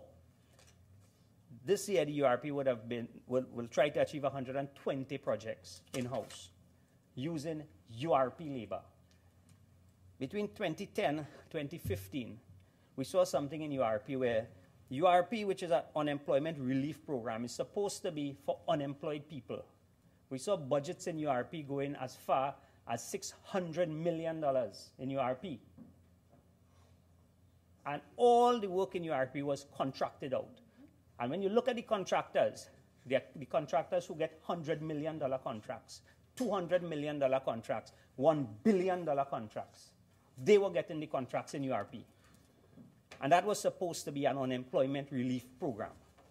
So what we have done, we have stopped all the contracts in URP, and all the projects in URP is being done now with URP labor in-house, box drains, culverts, things like that. But it's done in-house with URP labor. And that is action P&M style. Our budget have been reduced, I think, to 180 million. So you look at project department that came down from 600 million, employing same amount of people, and working with a budget of just about 180 million, and still being able to achieve 120 projects. That is how we're doing it now. Madam President, on our drainage program, some of the funding that we would have gotten went to the desilting program. We launched a project, Cabinet approved a project for us for 298 projects throughout Trinidad and Tobago. We operate in 4 areas, east, west, north, south, and these projects would have been divided based on the requirements from the different areas. This project would have been started, and we cannot stop flooding in Trinidad and Tobago, because the flooding in Trinidad and Tobago is a serious problem of unplanned developments. And what we find is that as land becomes more and more expensive, people are going into the cheaper areas one of the challenges in the cheaper areas is basically a low-lying areas, they're flood-prone areas. And once people try to fill the land and sow, what they're actually doing is causing more harm than good to the environment. But with this program in the Drainage Division, we expect to at least have a quicker runoff once the heavy rain comes. And the Drainage Division have also embarked on a pump and gate program where I think for the first time we have a program dealing with the pumps and the gates. Some of these gates would not have been rebuilt or replaced for over 20 years. There are pumps that are there are 35 years old, and they have not been working for 20 years. So we have a program now to deal with that, and we expect that to be started shortly. Madam President, under Coastal Protection Unit, Trinidad is being affected severely now by coastal erosion, and it's getting worse and worse. And the ministry has a coastal protection unit, and I must say headed by some competent people. And this year, we have 12 projects earmarked, and we have projects in the South Cocos Bay, the Cocos Bay shoreline stabilization work, Cap de Vale, Matlot, Quinam, and we also have a comprehensive National Coastal Protection Unit program where we are looking at the entire country and Tobago to see where we can help with the coastal erosion, because coastal erosion is a real threat to us, and it is something that the ministry is taking very seriously. At the ministry, we are also looking at the Little Rocky Bay stabilization work. What we have been given this year is a breakwater at the Mandalena Grand Hotel, which the ministry under the Coastal Protection Unit are working on as we speak. So, Madam President, there are a lot of work going on at the Ministry of Works and in Trinidad, but as I said, the action is not just in talking. It is about how do we get the job done, and I can give you the assurance that we are getting the job done, P&M style, no corruption, and no mismanagement, and within budget. Madam President, the Ministry of Works and Transport is not just about the construction part. We also have the transport division. And people tend to feel that the Ministry of Works is just about cleaning drains, building highway, building road. No, the licensing authority also falls under the Ministry of Works and Transport. And I recently had a chat with the staff of the Ministry of Works, and I did not realize that there were 8 ministers of works before me. Between 2010 and 2015, there were 8 ministers of works and transport in Trinidad and Tobago. And what we are happy about is that under the landmark legislation to the Motor Vehicle and Road Traffic Act, the demerit point system, the red light camera enforcement system, fixed penalty system, and the system for the traffic violation, very soon those will be rolled out. They have already been passed in the Parliament, and the operational team is putting that in place. So even at the license office, and even Stevie Wonder could see now that the license office in Caroni has improved. Again, action, UNC style. The building was built, but no operation, just like the Cuba Hospital. All right? Madam President, I just enjoy speaking to you. Sure. Honorable Minister, will you thank you very much for giving me. As you're on the topic of transportation, I'm a bit anxious to know of the 62 million that has been increased in your budget, if any at all is being allocated to the purchase of buses for the differently able, because the current policy is inadequate, and I listened most recently to lamentations by members of the public who are differently able, complaining specifically of the suffering they undergo to get transportation. And I think the time I have made some other comments some time ago that we are in a situation where we should have all the buses outfitted and not just a few buses or particular buses designated to differently able. Is there any allocation from what you have been given that will go towards that? Thank you. Madam President. Okay, I had that low along in the presentation, but I'll jump to it now. The public service transportation, they got in 35 buses about a month ago. 15 of those have been shipped to Tobago, 10 will remain in Trinidad. There's another order going out for another 25, maybe by Friday. This would have been tendered out. The idea is to get the fleet up to 100 and 150 new buses. There's a significant portion in there that will take consideration to the differently able. I have to get the exact figure on that. I will take your suggestion. I'll speak to PTSC to make sure that a significant portion of it has to be, if not all, for the differently able. I will take that into, and I must say we do consider now a very serious, we take that into consideration in everything that we do. Even the pavements that we do, we actually have to rethink the way we treat the differently able in Trinidad and Tobago. We build pavements and we say, okay, and we just, it was right outside the parliament where we had to actually go and redo the entire pavement because it really was just, saying we did this. It was not the perfect. And I give you the assurance that everything the Ministry of Works and Transport does, we will take that into consideration. Madam President, at the Ministry of Works and Transport, we also expanded on the red light camera enforcement system with 15 new locations. We have the spot speed cameras at 8 new locations. Very soon we'll see all these added features on the road. Traffic management, backup supplies at all the intersections, because we have a problem in Trinidad. Once the current goes, all the traffic light goes down. What we're doing now is to put backup service at all the major traffic intersections. Accessible pedestrian signs with devices. If you look right outside the parliament here, you'll see a new system where it actually vibrates so that the differently able, it's easier for them to use. So it's something that we're looking at very seriously. Over the last couple of years, we have had a significant reduction in road accidents. However, this year, we have seen a spike, and it is something that we're looking at today. Tomorrow, as a matter of fact, we have a meeting with all the stakeholders at the Ministry of Works, including Arrive Alive, the TTPS, all the stakeholders in the industry, to try and ensure that we continue to have that decline in road carnage, because we are really concerned as to the spike that we saw so far for this year. No, actually, we broke a record last year where I think we have about a significant reduction. This year, we are just about where we were last year. What we were trying to do is to have a reduction every year. And we're not going to wait to surpass last year before we start to address it. So tomorrow we're having a meeting to address that. Madam President, the ministry would have also bought additional speed guns, which we have put in the hands of the TTPS, and I must say that they are using them.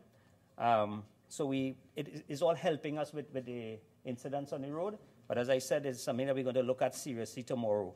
PTSC, as I said before, 35 new buses, 15 went to Tobago, another 25, the order is supposed to be placed this week for additional 25 buses that we expect to get later on this year.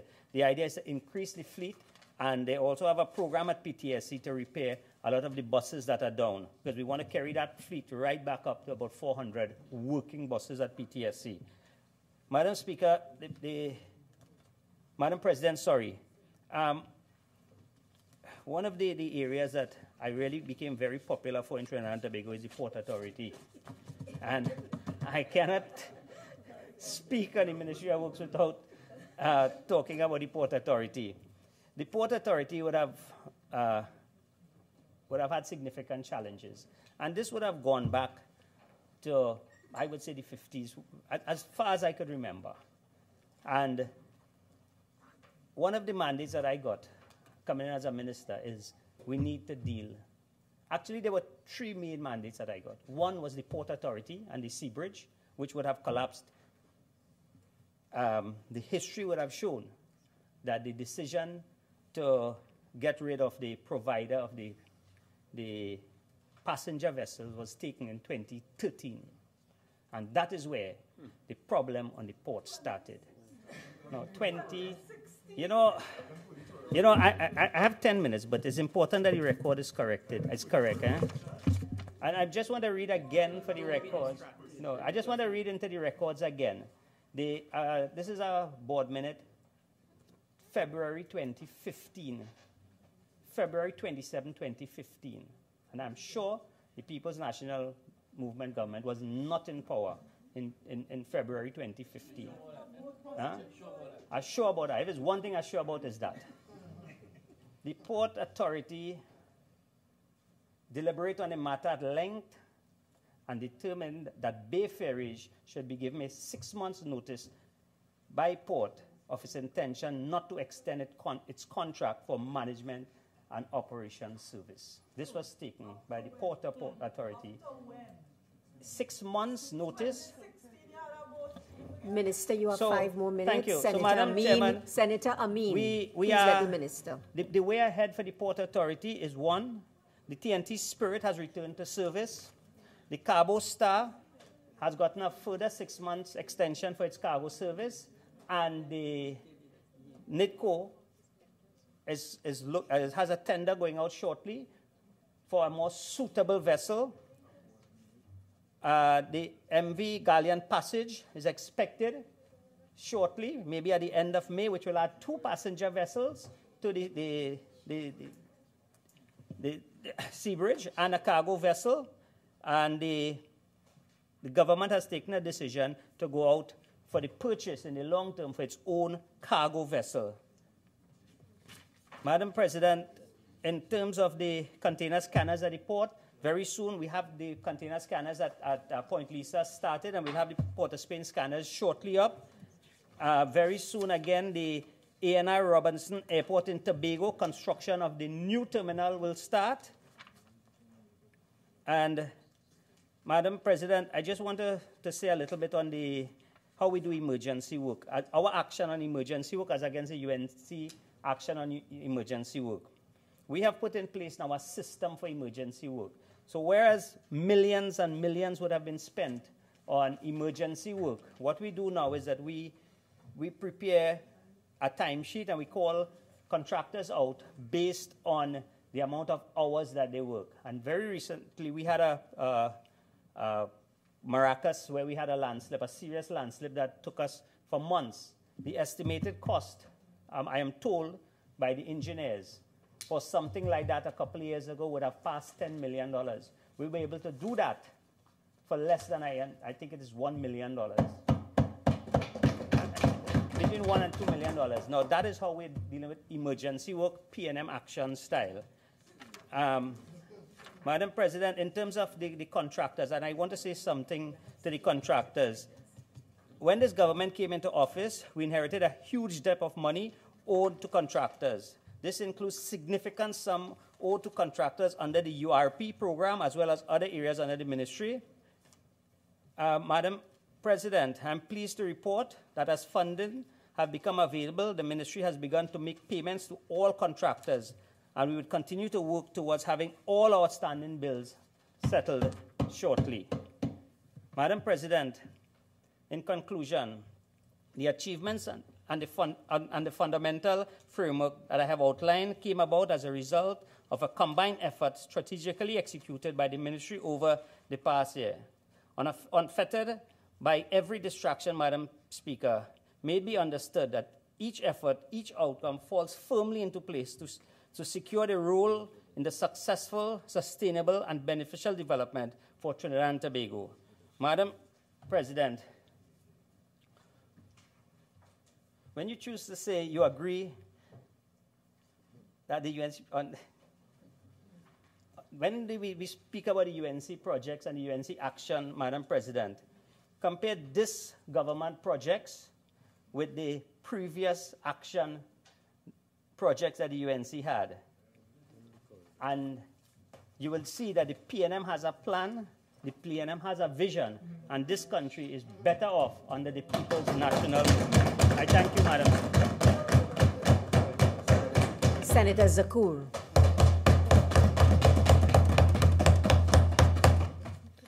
Madam President, I would first like to extend my gratitude for the opportunity to present this, my maiden speech in the capacity of temporary opposition senator.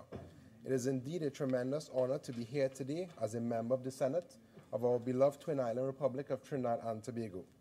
I extend appreciation and gratitude to all for welcoming me into this most noble forum as we work together towards building a better country with a strong foundation for our children and generations to come. In this regard, I must extend my sincerest gratitude to the Honorable Leader of the Opposition, Mrs. Kamala Persad-Bissessar, for reposing in me the faith and confidence to fulfill the most important task at hand as a temporary senator, which I vow to this nation to execute with honor and the highest level of integrity. Madam President, I take this opportunity to contribute to the debate on this bill, an act to supplement and vary the appropriation of the sum, the issue of which was authorized by the Appropriation Financial Year 2018, Act 2017.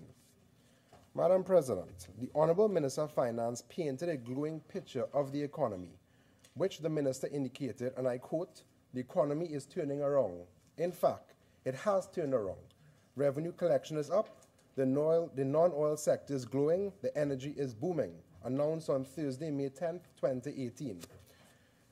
I would like to share with you, Madam President, the front page of the Trinidad Express, Friday, May 11th, 2018, and I quote, "Finance Minister boasts economic gloom is over for TNT during his mid-year budget review. The rain has gone." The front page of the Trinidad Guardian, Friday, May 11th, 2018, "Better days ahead, economy turning around, energy sector booms, non-oil sector grows." This is the picture the Honorable Minister's painting for the population of Trinidad and Tobago, Madam President. Yet, if we assess the reality of our economic situation today, there is no evidence to support the claims of the Finance Minister, who is effectively misleading the nation. If we are in a state of recovery... Senator Zakour, it is your maiden contribution, and I'm very reluctant to interrupt, but there are certain things you can't see. So, okay? So I just need you to rephrase what you're saying. Withdraw, Madam President. Thank you. I'll go on. If we are in a state of recovery, Madam President, then why are we dipping into the IDF for recurrent expenditure? Here's why, Madam President. There was a shortfall in revenue collection due to failing government policies, evidenced by an over-reliance on oil and gas revenue with no attempt to explore other revenue incomes. The reality, Madam President, is that this government has failed to improve the outlook of the country. In addition, Madam President, the Minister of Finance has presented to the nation a mid-year term review, which he claims will partially resolve, and I quote, "two serious challenges facing the country," which are namely, one, the damage to the physical accounts of the country, and two, the persistent decline to the economy. The Minister claims that this revised budget, and by extension, the previous budgets executed by the current government, vastly improves what the previous government was doing. The current administration's claim is that the previous government budgeting caused the problems that the country had to face in 2016 when oil prices declined. This could not be any further from the truth, Madam President. The fact is that in 2014, oil prices were over $100 a barrel, and the UNC-led government budgeted and implemented sensibly, spending and investing for the nation's economy and the people of Trinidad and Tobago. And our nation was in a far better economic state then. And I will touch on some of these initiatives in a bit. Under the UNC-led government, this country experienced true economic growth, and there was real evidence of such. The oil prices for the period 2011 to 2013 were stable, and growth was predicted, with no rain clouds on the horizon. This was our time for prosperity, yet the Minister of Finance has labeled it extravagance in his explanation to the nation of what the current administration is doing differently for repairing the so-called, and I quote, damage to the economy. The UNC-led government was able to contribute and add to the country's Heritage and Stabilization Fund. The same fund that the current government has dipped in order to finance the 2017 Public Sector Investment Program. Madam President, the Minister of Finance has announced to the nation that the rain is gone, and he paints an outlook for a bright future for the nation. But on the backdrop of stumbling upward movement of oil prices that occurred within a period of not years, but months, Madam President, months, Can this really be accepted as prudent and responsible governance? This is not an act of repairing anything, Madam President. This is sheer reactive and opportunistic behavior.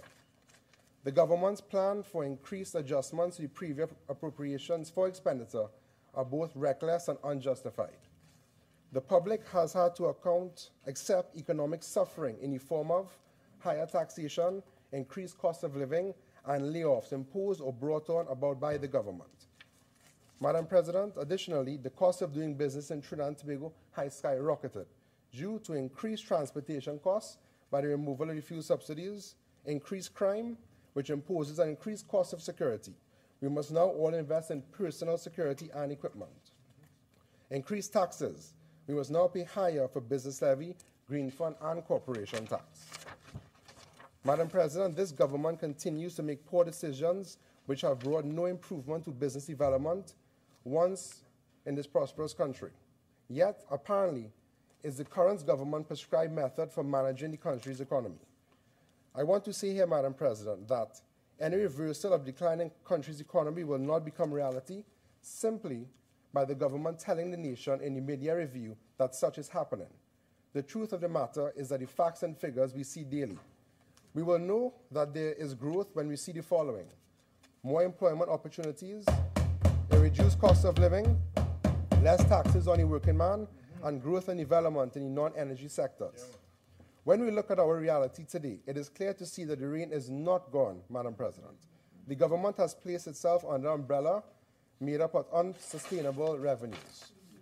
And in this time of global economic uncertainty, is attempting to convince the nation to allow them the extravagance of spending these revenues on initiatives that will not change the current disposition of the average citizen of Trinidad and Tobago. Yet, we are squeezed through increasing taxation. It appears, sadly, Madam President, that the nation may indeed have a misguided approach to improving the finances of the country. Government's continued dependency on tax revenues from international companies operating in Trinidad and Tobago cannot be sustained. For example, the pullout of steel giant ArcelorMittal, Point Leases Limited, which should have been a lesson for the government, Madam President.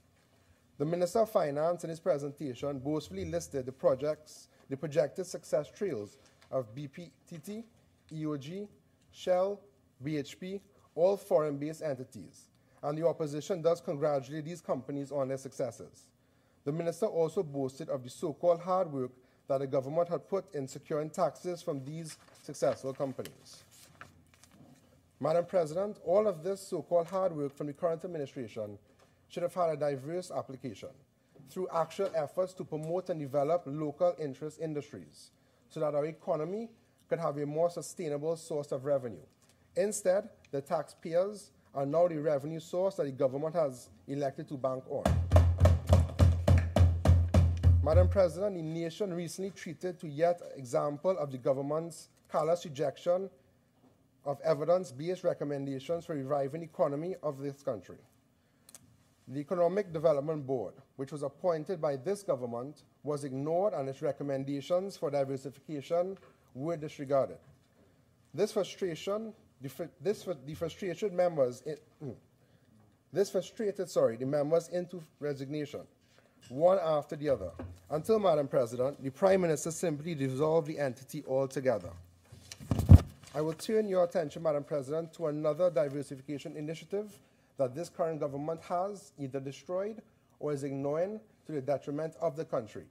These are some of the initiatives which I spoke of earlier, which were introduced under the former UNC-led government, who invested in these initiatives quite wisely, back when oil prices were high, in order to pave a way for eradicating the oil and gas economic dependency that exists, but which we knew was unsustainable in the long term for any growing nation such as ours. InvestTT was one of those initiatives. InvestTT is an investment promotions agency that was created under the UNC-led government in 2012 for the purpose of marketing Trinidad and Tobago internationally. The current Minister of Trade and Industry made a number of critical statements against InvestTT. The Honourable Minister argued that InvestTT did not have the right people or the right systems to work, yet the agency won several awards international under the UNC-led government and attracted international companies such as the American Business Processing and Outsourcing company ICOR. For the period 2012 to 2015, under the UNC-led government, the agency secured approximately $173 million in foreign direct investment. Subsequently, performance UNC style. Subsequently, in 2015, when a new government came into office, the agency was placed under a travel ban and under review status, so they could not promote Trinidad internationally. But the agency still managed to secure $63 million in foreign direct investment, which was a result of a spillover of initiatives that were established by the agency during 2012 to 2015 period. No significant work or efforts have been applied for developing and improving this agency under the current PNM-led government. Through the agency continues to exist, and the agency continues to work towards its stated goals. There have not been any major initiatives to bring its attention to foreign investors. Madam President, the government is seeking a supplementation for the Ministry of Energy in the amount of $100 million. Yet, not 1 cent is being requested for the trade and industry sector, whose arms of operations drive the non-energy sector. This non-energy sector comprises primarily of manufacturing industries of the country, which are in dire need of adequate foreign exchange in order to sustain and grow and expand its operations. The government has proposed that the Exim Bank will address this issue, but will it really? Have there been sufficient budgetary allocations for Exim Bank? 100 million Forex will not be enough for servicing the needs of the manufacturers of this country. Exim Bank does not have the resources that are necessary for preventing businesses for assessing Forex at Exim Bank and at commercial banks. This will become a drain on the allocated foreign reserves. Now, Madam President, I am a businessman in this country, and I understand clearly what businesses are going through right now. Businessmen lack the confidence and trust in the economy. Businesses do not feel comfortable. Businesses do not feel comfortable, and there's no trust in the economy. In the Express newspaper reported currently 30th of March 2018, the central bank reported, and I quote, "The non-energy sector remain lackluster," end quote. Another report carried on the Trinidad Guardian on the 19th of April 2018 captured the sentiments of respected economist Dr. Terence Farrell, who stated that he does not expect the non-energy sector to grow in 2018 and 2019. In fact, it is expected to contract. These opinions, Madam President, coming from separate authorities, appear to have been totally disregarded by the government. According to the website of World Bank, and I shall quote, Trinidad and Tobago is ranked 1 or 2 among 190 economies in ease of doing business, according to the latest World Bank annual rankings. Trinidad was number 66 under the UNC-led government. According to the U.S. Commercial Service, U.S. Country Commercial Guide 2017, Doing Business in Trinidad and Tobago, major issues affecting companies are ongoing foreign exchange shortages, inefficient government bureaucracy, crime, poor work ethic in the labor force, and corruption. Some foreign investors have seen the decision-making process for tenders and subsequent awarding of contracts turn opaque without warning, especially when the company's interests compete with those of well-connected local firms. Trinidad and Tobago has undiversified economy and lacks economies of scale, so it depends on imports. Madam President, the Honorable Minister of Finance boasts of a 2% lower inflation rate. However, these figures are reflective of lower levels of spending and lower levels of domestic investment. People are continually losing their jobs, businesses are losing their incomes, and the cycle keeps repeating itself. The jobless cannot afford to buy. Therefore, businesses cannot sell, and overall, business persons are reducing their investments. Madam President, for the past 2.5 years, many businesses have had to downsize their operations, some even going out of business. Is this $796 million, which they came to have saved by the Ministry of Finance, really as a consequence of the PNM government's failure to act on their promise to boost small and medium-sized businesses? Madam President, there are no new initiatives have been given to local business to circumvent any cost increases. Diversification and development of the non-energy sector is a non-issue to this government. The Chamber of Commerce offered to collaborate with the government to assist by investing in new local businesses. And in return, the businesses can benefit from different forms of tax incentives. Other business chambers, specifically including the Tobago Chamber, have made a call time and time again for the Minister of Finance to consider their advice and suggestions.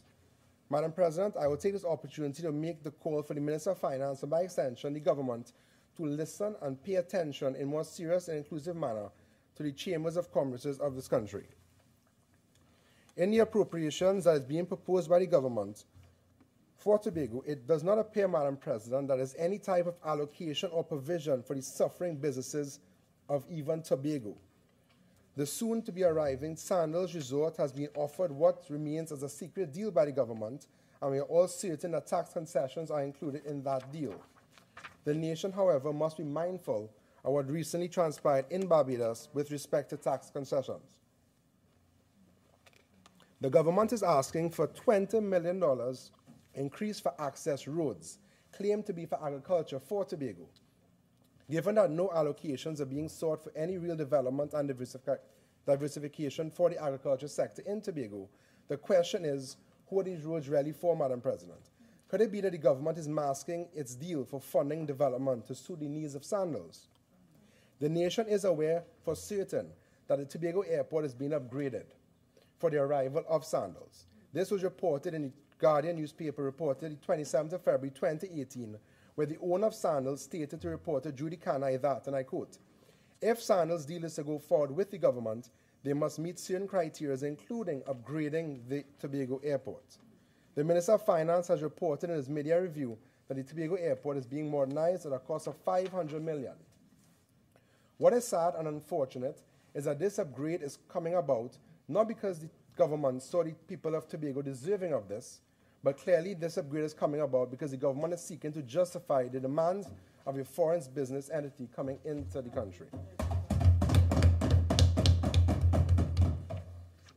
Unemployment. Madam President, I would like to now turn to the issue of unemployment and the fact that the government's request for supplementation of the previous budget allocation does not in any way address the issue of unemployment. The Honourable Minister in his presentation stated boastfully that the unemployment rate in Trinidad and Tobago stands at 5%. It is a fact that between 2015 and 2017, persons without jobs increased from 9,600 to 36,100. This information acquired from the Central Statistical Office stated that information on retrenchment from the Ministry of Labour for the period 2016 to 2017 was that some of 2,421 persons had been retrenched across all sectors.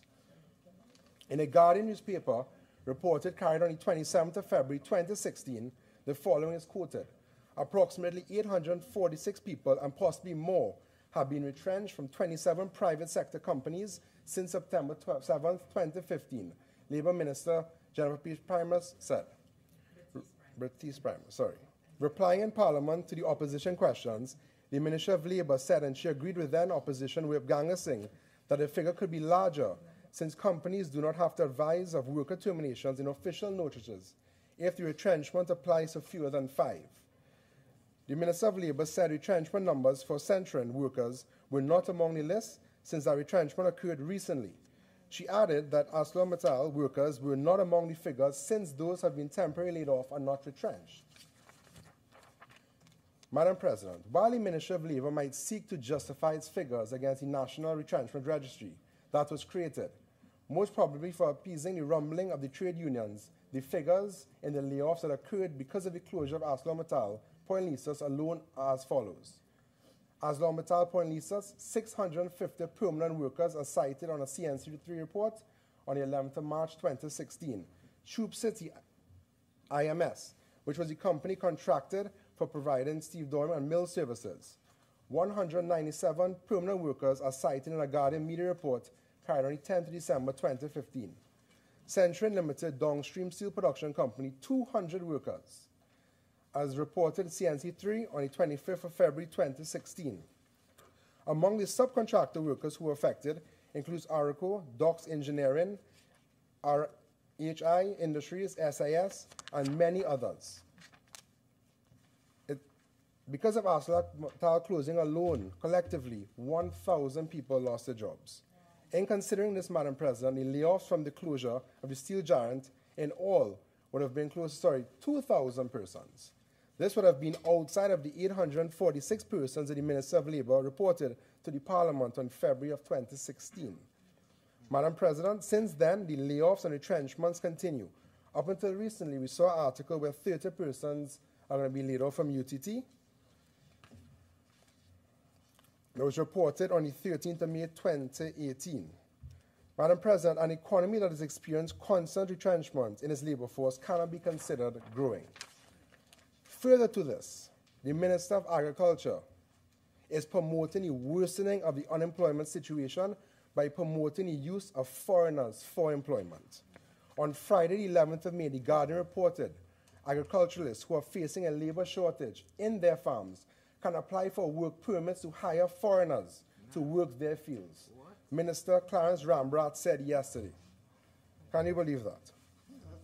It is clear, Madam President, that the government, and actually I have the article right here. It is clear, Madam President, that the government has no clue of what businesses are really facing. Does the Minister of Finance know of the trials and tribulations that businessmen have to go through in acquiring work permits for their workers? I am not seeing anything in the variations for investing in human capital so that businesses will not have to depend on acquiring work permits in order for proper staffing. Our human capital development is in dire need of being addressed. The government has abandoned the plan by the previous administration to make tertiary level education affordable and to fill the gap in the required skill set that, rephrase, this is mixed up. To fill the gap that the Minister of Agriculture is referring. Madam President, in closing my contribution, I will emphasize that there has to be an absolute and urgent need by the government to manage the affairs of the nation in a more responsible and serious manner. In addition to this, while the burden of the governance may sometimes create impatience, the government must remember that the nation has a right to participate in democracy, in that all sectors of society must be engaged and given the opportunity to contribute when governance decisions are being made and which will affect the vested interest in all. In other words, and I'd like to quote Winston Churchill, which was echoed by the opposition leader, this government must understand it cannot tax its nation into prosperity, or will be like the proverbial man standing in the bucket who tries to lift himself up by the handle. To this end, the Honourable Minister of Finance, the opposition by extension, the nation, requires a fact-based and honest response to the concerns that have been presented. I thank you, Madam President. Honourable Senators, permit me to congratulate Senator Zakour on his maiden contribution. Senator Small. Good afternoon, Madam President. Thank you very much for giving me the opportunity to join into this debate on an act to supplement and vary the appropriation and the sum of issue which was authorized by the Appropriation Financial 20-Year Act 2017. Madam President, I am going to ask your indulgence with me this evening. I have quite a bit of data I'd like to put on the record because I have listened intently to the debate both inside and outside of the chamber. And I want to make sure that we all possess of accurate data that is from verifiable sources on several issues. Madam President, as an opening comment, I want to say that I want to put on the record my view that given the circumstances that face this administration, when they came into office, with the exogenous events that were taking place completely out of their control, I think that the job that has been done is a job. We can all argue about how well you've weathered the storm, but Trinidad and Tobago has weathered the storm. And I think that is important. The events that have happened in the world oil market, in the same way, Madam President, as the Honourable Minister of Finance last year, when he presented the budget and put a budget of $52. And several persons around indicated that it felt like that number was too optimistic. Nobody could have forecast, no forecaster in the entire global business could forecast that in May of this year, this afternoon right now, Brent is almost $80. $80. Brent and WTI is $71. If someone had said that last October, they would have been branded a madman. And this is important. So I want to just lay some contextual framework, Madam President. In the history of Trinidad and Tobago oil production, the highest oil production we've ever had was 230,000 barrels. Annual average production was 230,000 barrels per day in 1978. The current oil production is about 72,000 barrels per day. So right now we're about 1/3 of our peak. When you talk about the refinery throughput, Madam President, the refinery at that time was Point Epe and Point Fortin. The highest refinery throughput in Trinidad and Tobago was 424,000 barrels per day. That was circa 1970. Here's the problem with that, Madam President. Oil was $1.30 a barrel. Okay? So that's interesting. But given where we are, the current refining throughput is around 130,000 barrels per day. It's again 1/3 of the peak.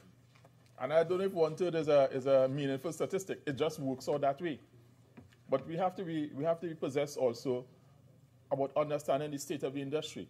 When you look, I go back to the data, I have production data from 1955. Yeah, this is 2018. We've been in this business a long time, and we're still here. And I understand, Madam President, the commentators who speak about the fact that we're too reliant on oil and energy, and we should be looking to make sure that we're not as reliant and we're not constantly challenged or held hostage to the market. I have I agree with that view, but I want to add to it that this is the part of the economy that has taken us to where we are. And it still has significant value to bring to Trinidad and Tobago.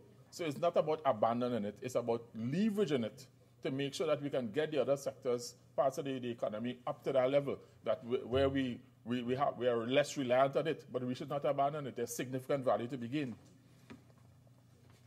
Madam President, I've heard today several speakers, including the Honorable Minister, the mover of the bill, speak about the impacts of things that are happening in the global economy that have gotten us to where we are in terms of oil price.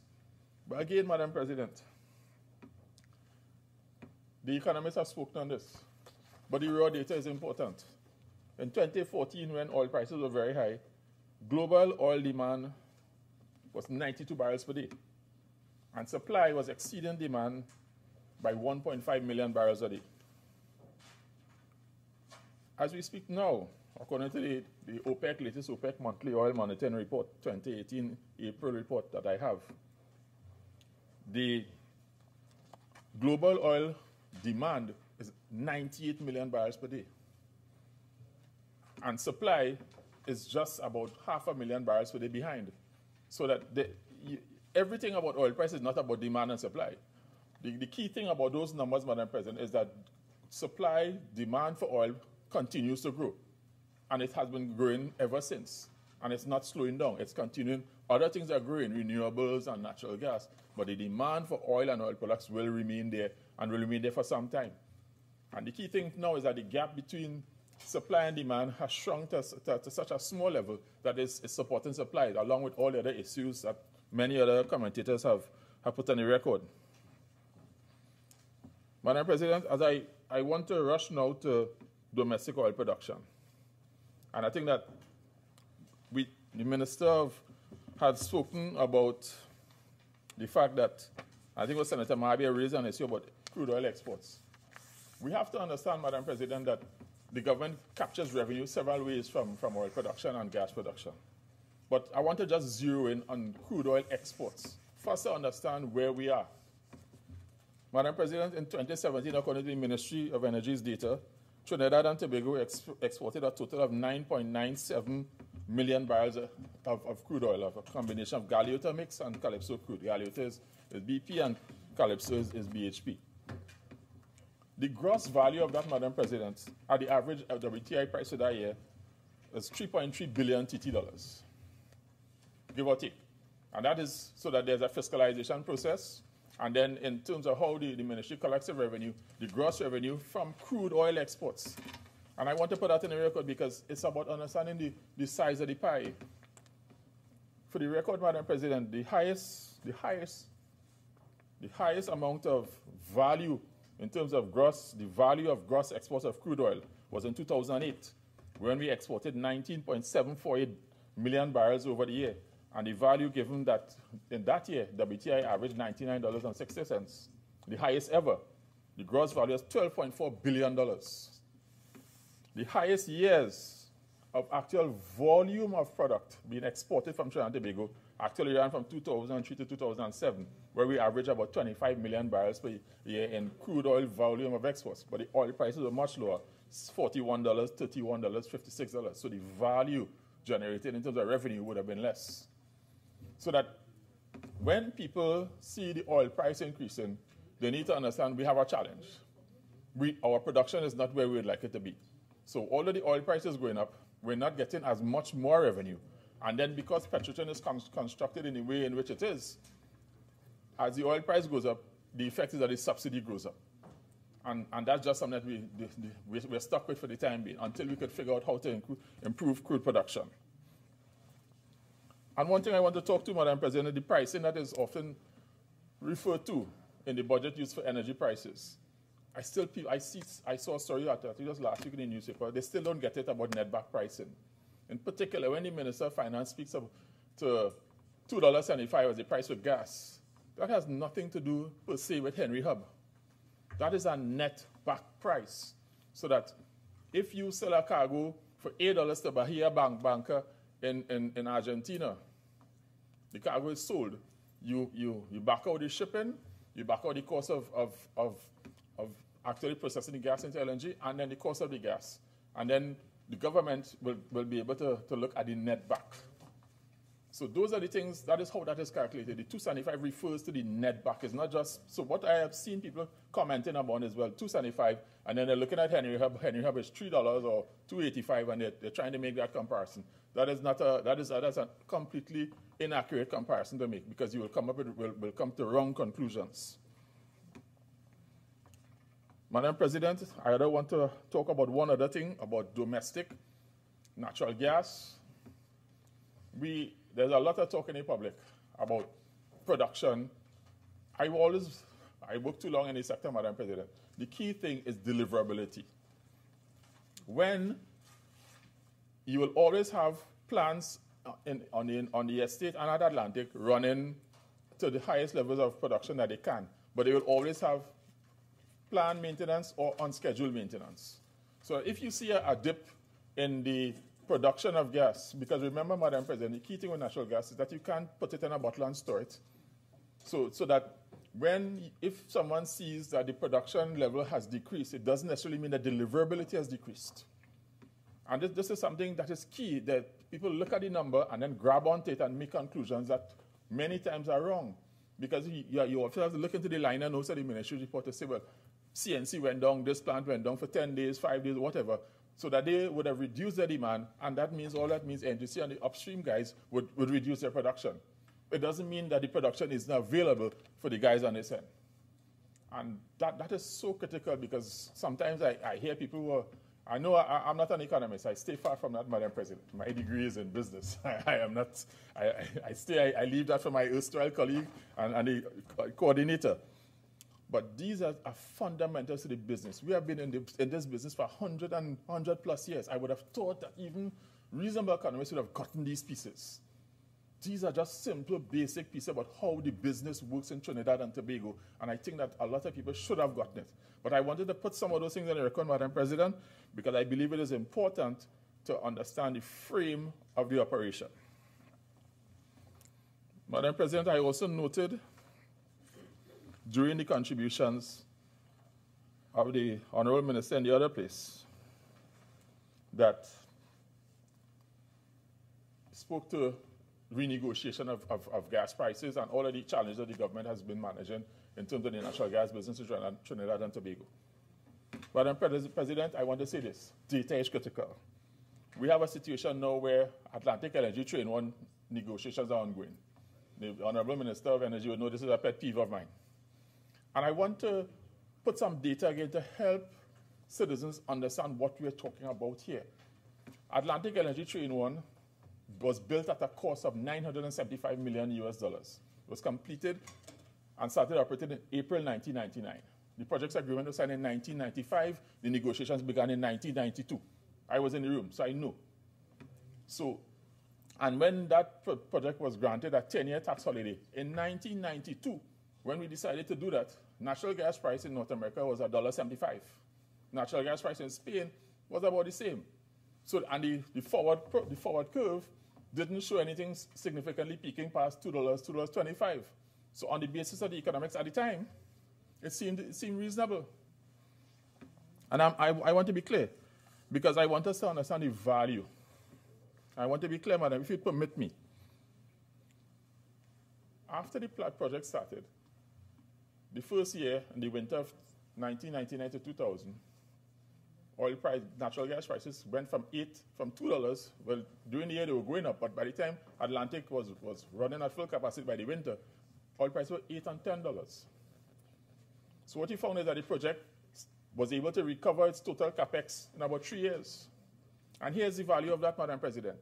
One of the 10% shareholders, a company called GDF Suez, in 2011 sold a 10% share. A 10% share in Train 1 for $852 million US. Now let's go back. The project cost $975 million. A few years later, someone sold 10% of that for $852 million US. When I did my mathematics, that valued the Atlantic LNG Train 1 plant at $70 billion US.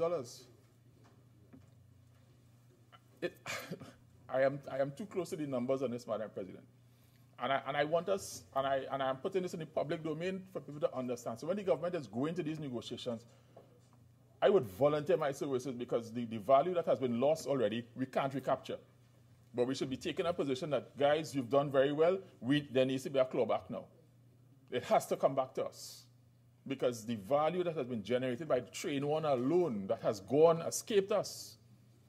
Escaped us. And this is where what information is king, Madam President, because we have to understand the data. I have made this point in the past, and I will make it again. The Honorable Minister is here. Other LNG producers routinely put out data that says, here's the countries we export LNG to, here's the value, here's the money that the revenue government that is being generated. The Australian, what is called Petroleum Statistics Institute, every month. Here's how much LNG was shipped to this country, all the list of countries, and the tonnage, the volumes, and the revenue. We don't have, I suppose it exists somewhere. But I live in Trinidad, I could go on their website and find out exactly who. And these are not state-owned companies, these are all private companies. Because it allows prognosticators who are looking on, trying to understand what does LNG mean for Trinidad and Tobago to understand, whoa, I can look at Australia and in 1 month, it's $22 billion in sales, Australian. That's real money. And that is the type of information we need to have out there and put it out there for people to know. And one last piece on this, Madam President, before I close on this. And I want to just go through 3 assumptions that I put in here. I want to have every cargo of LNG leaving Atlantic, assuming a sale price. I've done several scenarios, but on the scenario I have here, assuming a market price of $8 a million BTU, going to Argentina, assuming cargoes are shipped as standard freighter, boil off and fuel is assumed to be 10% of the volume, conversion is 22.48, the selling point, I have all my assumptions. I can share this with anyone. The minimum price, the minimum value of one cargo is $140 million TT. And when we factor that Atlantic sends probably 200 to 250 cargoes a year, we start to talk real money. So this is a business that is taking the majority of our gas production on a daily basis, and we should be posturing to them that this is interesting that you're doing this, and the challenge we find ourselves in is because of the commercial arrangements. If we fix the commercial arrangements, the argument that is in the public domain that we get more value from methanol and ammonia is correct, because we have better commercial arrangements in place that allows us to capture a value on the upside.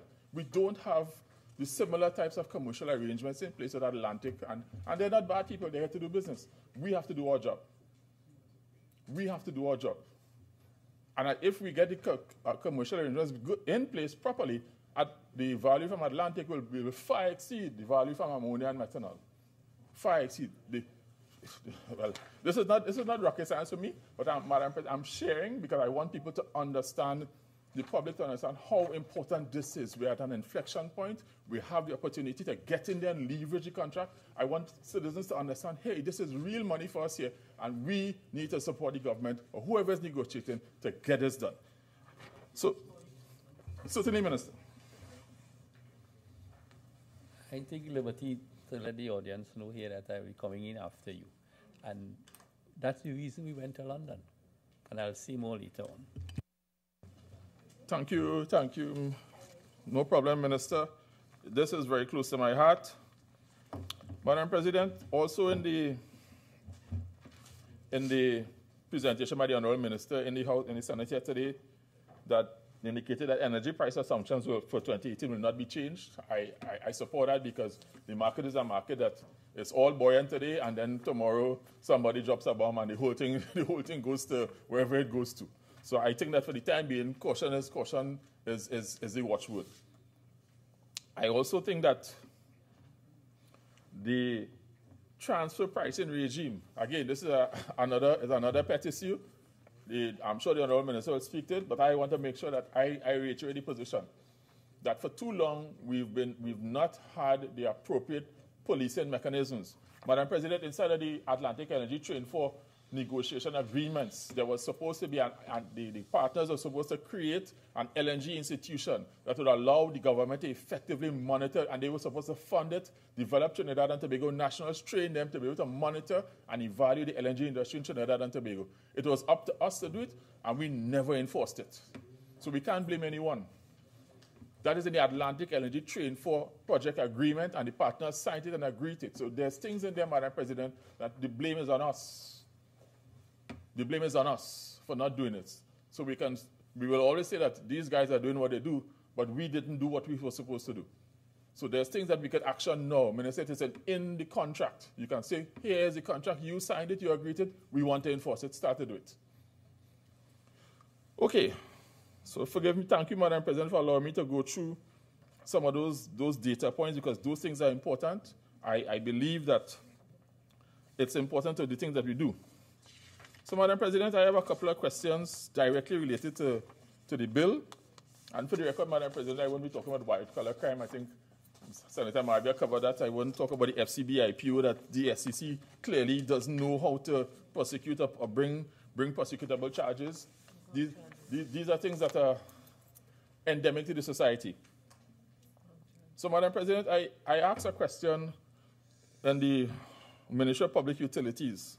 I see one of the provisions is to add $48 million. And I have no objection to it, in terms of $14 million to reimburse TNTech for retail customers.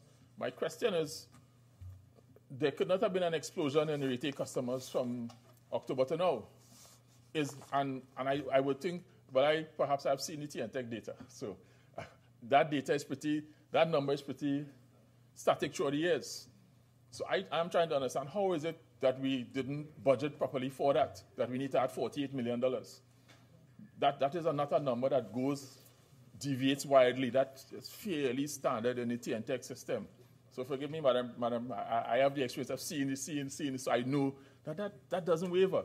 So when I see that the Ministry of Public Utilities need $48 million to add to that, something is wrong. Whoever did the estimating didn't look at the past numbers that I have seen. So something is wrong, and I'm not against it. I'm just saying that how could we, at this stage, be doing that? Yeah, because you're putting people who already are the lower end of the economic scale under threat if someone decides that they don't want to pass it. Okay. Madam President, I don't plan to be long. My pet issues are already on the record. Yes, Madam President. I have another issue that speaks to, we are in a position, Madam President, as an economy. I think the Honourable Minister of Energy and others are under pressure from all sorts of operators. But I am a Trinidadian at heart, to every sinew of my body. So the downstream companies would complain that because of the curtailments, they are struggling. I'm not going to argue, but I like to share data. Madam President, ammonia production for 2017 was ammonia exports for 2017 was 4.5 million tons. For 2016, it was 4.5 million tons. For 2014, it was 4.4 million tons. For 2013, it was 4.3 million tons. And so it goes. Ammonia production in 2017 was the highest of the past 5 years. So I understand the gas curtailment, but somehow they were able to get exports, keep exports level. And here's the key thing, Madam President. And forgive me, all of this data is from the central bank data set. They have a nice website. You go into the data room, and you can download the data from 1955 to now. The prices for ammonia, Madam President.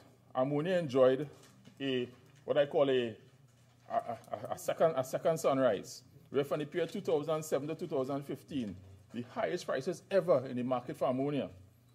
The average price over that period was $438. The reference point for me, Madam President, is that the first time that ammonia hit $200 a ton was in 2003. And then for the next 8 years, they enjoyed massive revenues. So I'm not saying that the past 2 years, prices have moderated, but they've kept up their output. So they may be hurting a bit, but they're not, I would hear it, and all those who come to the room with tears streaming down their eyes, I'd offer them a napkin and tell them I want more. Because, and this is where we have to be deliberate about what we're doing when we negotiate and we're having discussions with parties. We need to possess ourselves of the data. And the data, while the data suggests, yes, production, but certainly for exports, ammonia is exporting flat out, the highest levels ever. So I hear it, interesting. Methanol is slightly different. Methanol, the production has decreased. It's decreased by about 17% between 2015 and 2016 and 2017. But again, the previous 8 years before that were the highest ever production of methanol. And again, between 2006 and 2015, methanol prices averaged $404 a ton. When for the first time in the history of methanol prices, they reached 300 was 2006. So for the first time methanol reached $300 a ton was in 2006 in the history. And for the 8 years after that, it averaged $400 a ton. I think they could stand 1 or 2 years, of adjustment. Yeah, I think so. Again, they would come to the rooms with tears screaming in front of Minister Khan, would be tears streaming down their eyes, and I would offer them a napkin. Interesting. I hear your problems, but we need more. Madam President, again, I thank you, Madam President, for bearing with me for putting all of this data on the record, because it is important to put this data on the record, because you read things, and I'm not saying the companies are bad to say what they say. They are seeking the interests of their shareholder. Madam President, I, here as a citizen of Trinidad and Tobago, I'm seeking the interests of my shareholder, my colleague citizens of Trinidad and Tobago. That's what I'm doing. I'm seeking the interests of citizens of Trinidad and Tobago. These are my shareholders. They're doing their bit. I am doing my bit. Madam President, I want to also refer to an issue raised by, I think was Minister Gopi Schoon in her response this afternoon. I found it very interesting. Madam President, I'm on the record here as saying that I understand the need to diversify. I'm innately an energy person, but I understand the need to diversify. But I also have presented data in this August stream on more than one occasion where I've demonstrated that the local, what we call the manufacturing sector, is not competitive. And I listened this afternoon because I think that during the discourse by the Honorable Minister, who's not here, unfortunately, if I am incorrect, I will gladly be corrected. But during the minister's presentation, she indicated that one of the challenges being faced by the local manufacturers is the challenges of stringent quality in external markets. So Madam President, if a manufacturer is telling me that their challenge is stringent quality and quality requirements in external markets, that suggests to me that your products are not up to the standard. And if your product's not up to the standard, whose fault is that? And that just makes my argument, Madam President. That makes my argument. So if you are complaining to the minister that one of the challenges in going to other markets where they have high standards, so in other words, you only like to sell or produce for low standard markets. That is what I take from it. If I'm wrong, Madam President, I'm sure the TTMA will say Senator Small doesn't know what he's talking about. We employ thousands of people, fine. But Madam President, I hold to that. So I'm not saying to abandon them. But for me, they need time. They need time to come up to what is the required standard to be really competitive, to be able to go into external markets and really get into those markets. But during that time, while they're coming up to scratch, what's going to keep us afloat?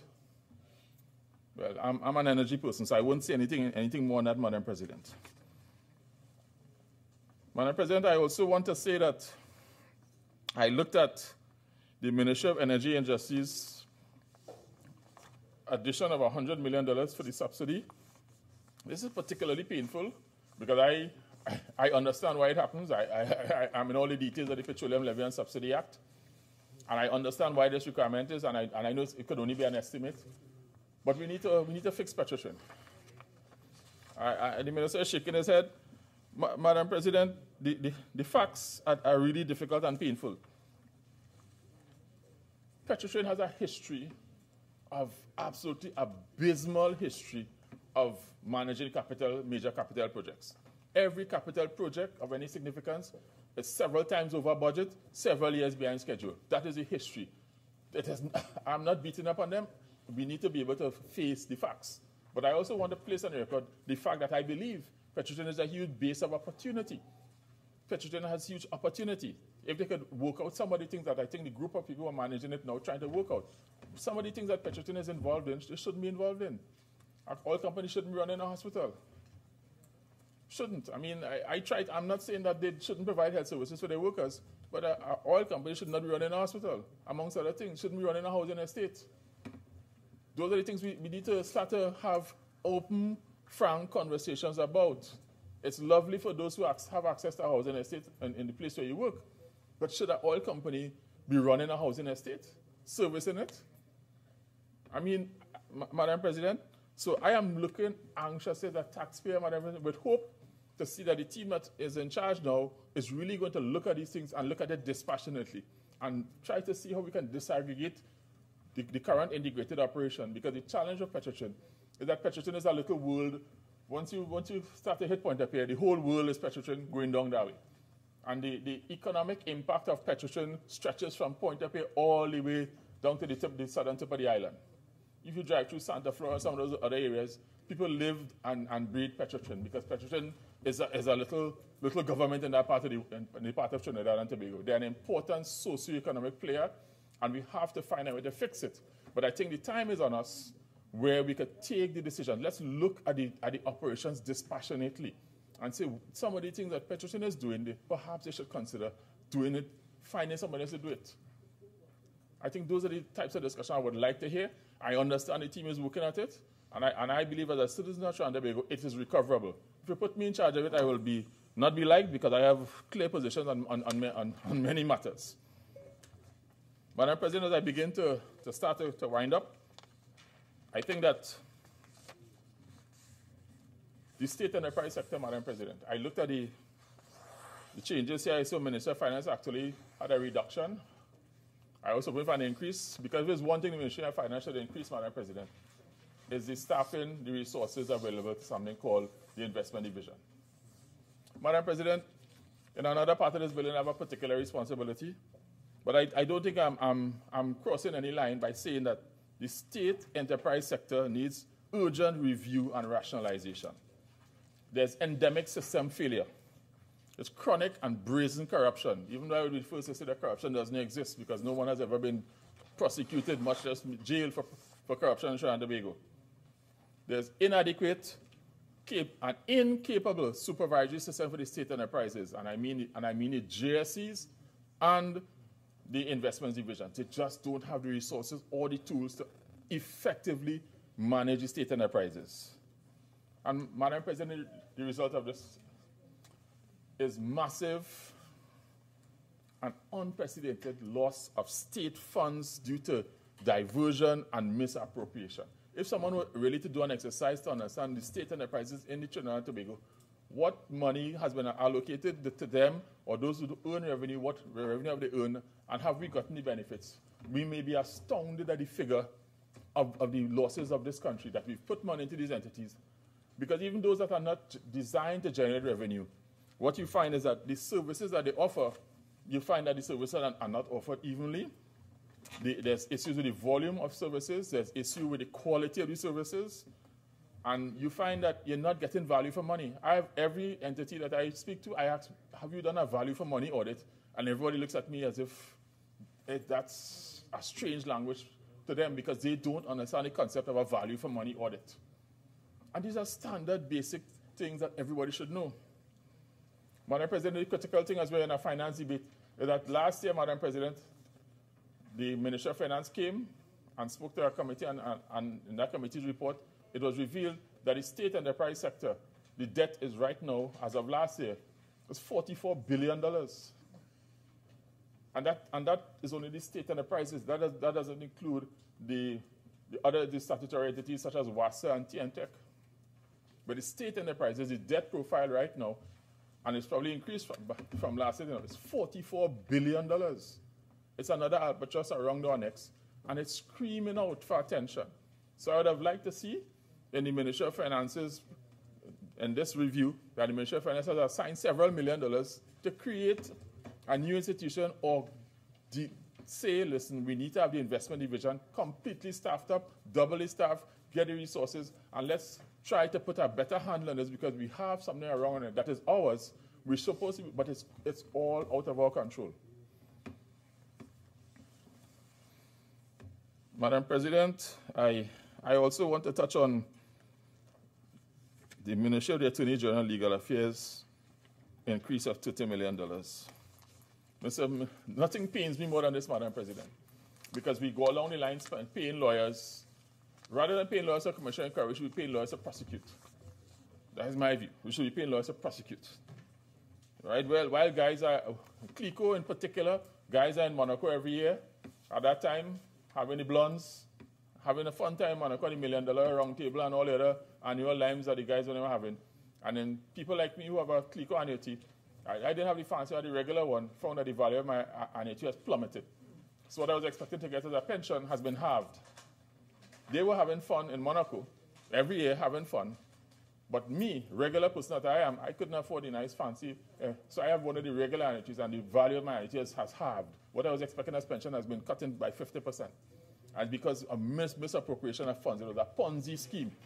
And yet today, $23 billion or however much money, not a man has been, even no charges, nothing, Madam President, nothing. FCBIP was one of the most egregious demonstrations. Somebody like me, small man, apply for 1,000 shares. They say, no, you can't get 1,000, you could only get 500. But another man walk away, working in the company, get 500,000 shares. And he's still working and smiling and laughing at everybody. Senator Small, you have 5 more minutes. Oh, thank you, Madam President. Time has run out on me. So those are issues, Madam President, that we need to tackle as a country. FCBIPO. I mean, I will always talk about Alan Stanford is serving 125 years for running a Ponzi scheme. He will never see the light of the streets again because he was taking people's money, promising them returns, telling other people, hey, give me the money, I'm promising more, taking that money, pass it on to this person, and trying to find new people. When he ran out, the thing, boss, that's what Clico was doing. Why? HCU, I was in this chamber when the bill came for us to rescue the HCU shareholders, while the CEO of HCU was paying himself $1 million a month and a whole set of invoices for him living in Lyman in Florida every week, having a time, and then the taxpayers have to bail them out, and still not a man make a jail. Nobody? Nobody? And I want to close on this, Madam President. When you talk about corruption, I want to quote from the FIU 2017 annual report. They have an interesting statistics. I am surprised it never came out. On page 30 of the report, they talk about suspected criminal conduct. And in that table, Madam President, they refer to something, corruption, including misbehavior in public office. So the FIU, in their 2017 report, have recognized number of suspicious transactions, 15. The value, $132 million of corruption, including misbehavior in public office. Where's the arrest? This is the problem, Madam President. We want to fix things in Trinidad and Tobago, but people who are performing these acts know that there's pretty sure there's not going to be any prosecutions. But we will increase $30 million to pay lawyers for commissioner inquiry. Waste of money. Let's spend $30 million, increase the staff of the DPP, create a special corruption investigations unit of the DPP, and you hire lawyers and say your job is to go after these people. Don't spend money on commissioner inquiry, which is a big papi show now. I see it here, it's going to pass because it's not a vote required, but I wouldn't support this. I would support $30 million to create a new investigative division. All those who've stolen money from Trinidad and Tobago, taking food off of the plates of the poor, suffering citizens of this country and living fat. Living fat. And people are struggling to get by day by day. We have to fix that. Because if we don't fix that, the problem is the trickle down, Madam President. People are seeing other people doing it and doing it with impunity and without any penalty. And what happens, people see that and feel that they could do it as well. And that is not good for Trinidad and Tobago. Madam President, so I want to say that I've tried to put some numbers on the record in terms of the reality of the energy business. The one thing I want to close on, Madam President, and I want to deal with it in the shortest possible, the most granular way. Madam President, a few years ago, we have to take ownership for actions. Every action has a reaction. So I would be the first to say, Madam President, any adjustment in the fiscal regime that anyone claims has resulted in additional oil and gas exploration activities, and they can say, well, it was a direct result of this, that is fine. I will never argue with that. But you also have to own the other half, that as a direct result of that, it has caused a massive hemorrhage in government revenues. Accept that part too. Everybody's want to choose one side. Stop choosing one side. Accept the totality of the situation. Whether you intended it or not, the result is, yes, you can claim that changing the incentive system allowed for more exploration. Great. But changing the incentive system allowed for I have calculated over $27 billion in lost revenue. You have to own that too. Don't come and try to own part of it and try to hold stories. Madam President, if it's one thing with me, I don't have time for people who try to do that. My job is to try to put correct information in the public domain. I think I'm almost out of time. So, Madam President, but that is critical because that has hamstrung the ability of Trinidad and Tobago to weather the storm. We have to, whatever sides you're on, that's fine, but own the whole story. To own half of it. Half of it is your child, and the other half is somebody else's child. Can't be. We have to get, I have tried to stay away from that, but it's just so painstakingly obvious and patently wrong. So, Madam President, I want to say, my time is up. And as always, I want to thank you for allowing me the opportunity to join in this debate. And I also want to give you a special thanks to Madam President for allowing me to be able to put some data on the public record. Thank you very much, Madam President. Minister of Energy and Energy Industries. Honorable Senators, at this juncture, we will suspend and we will return at 5:30. So we are suspended until 5:30.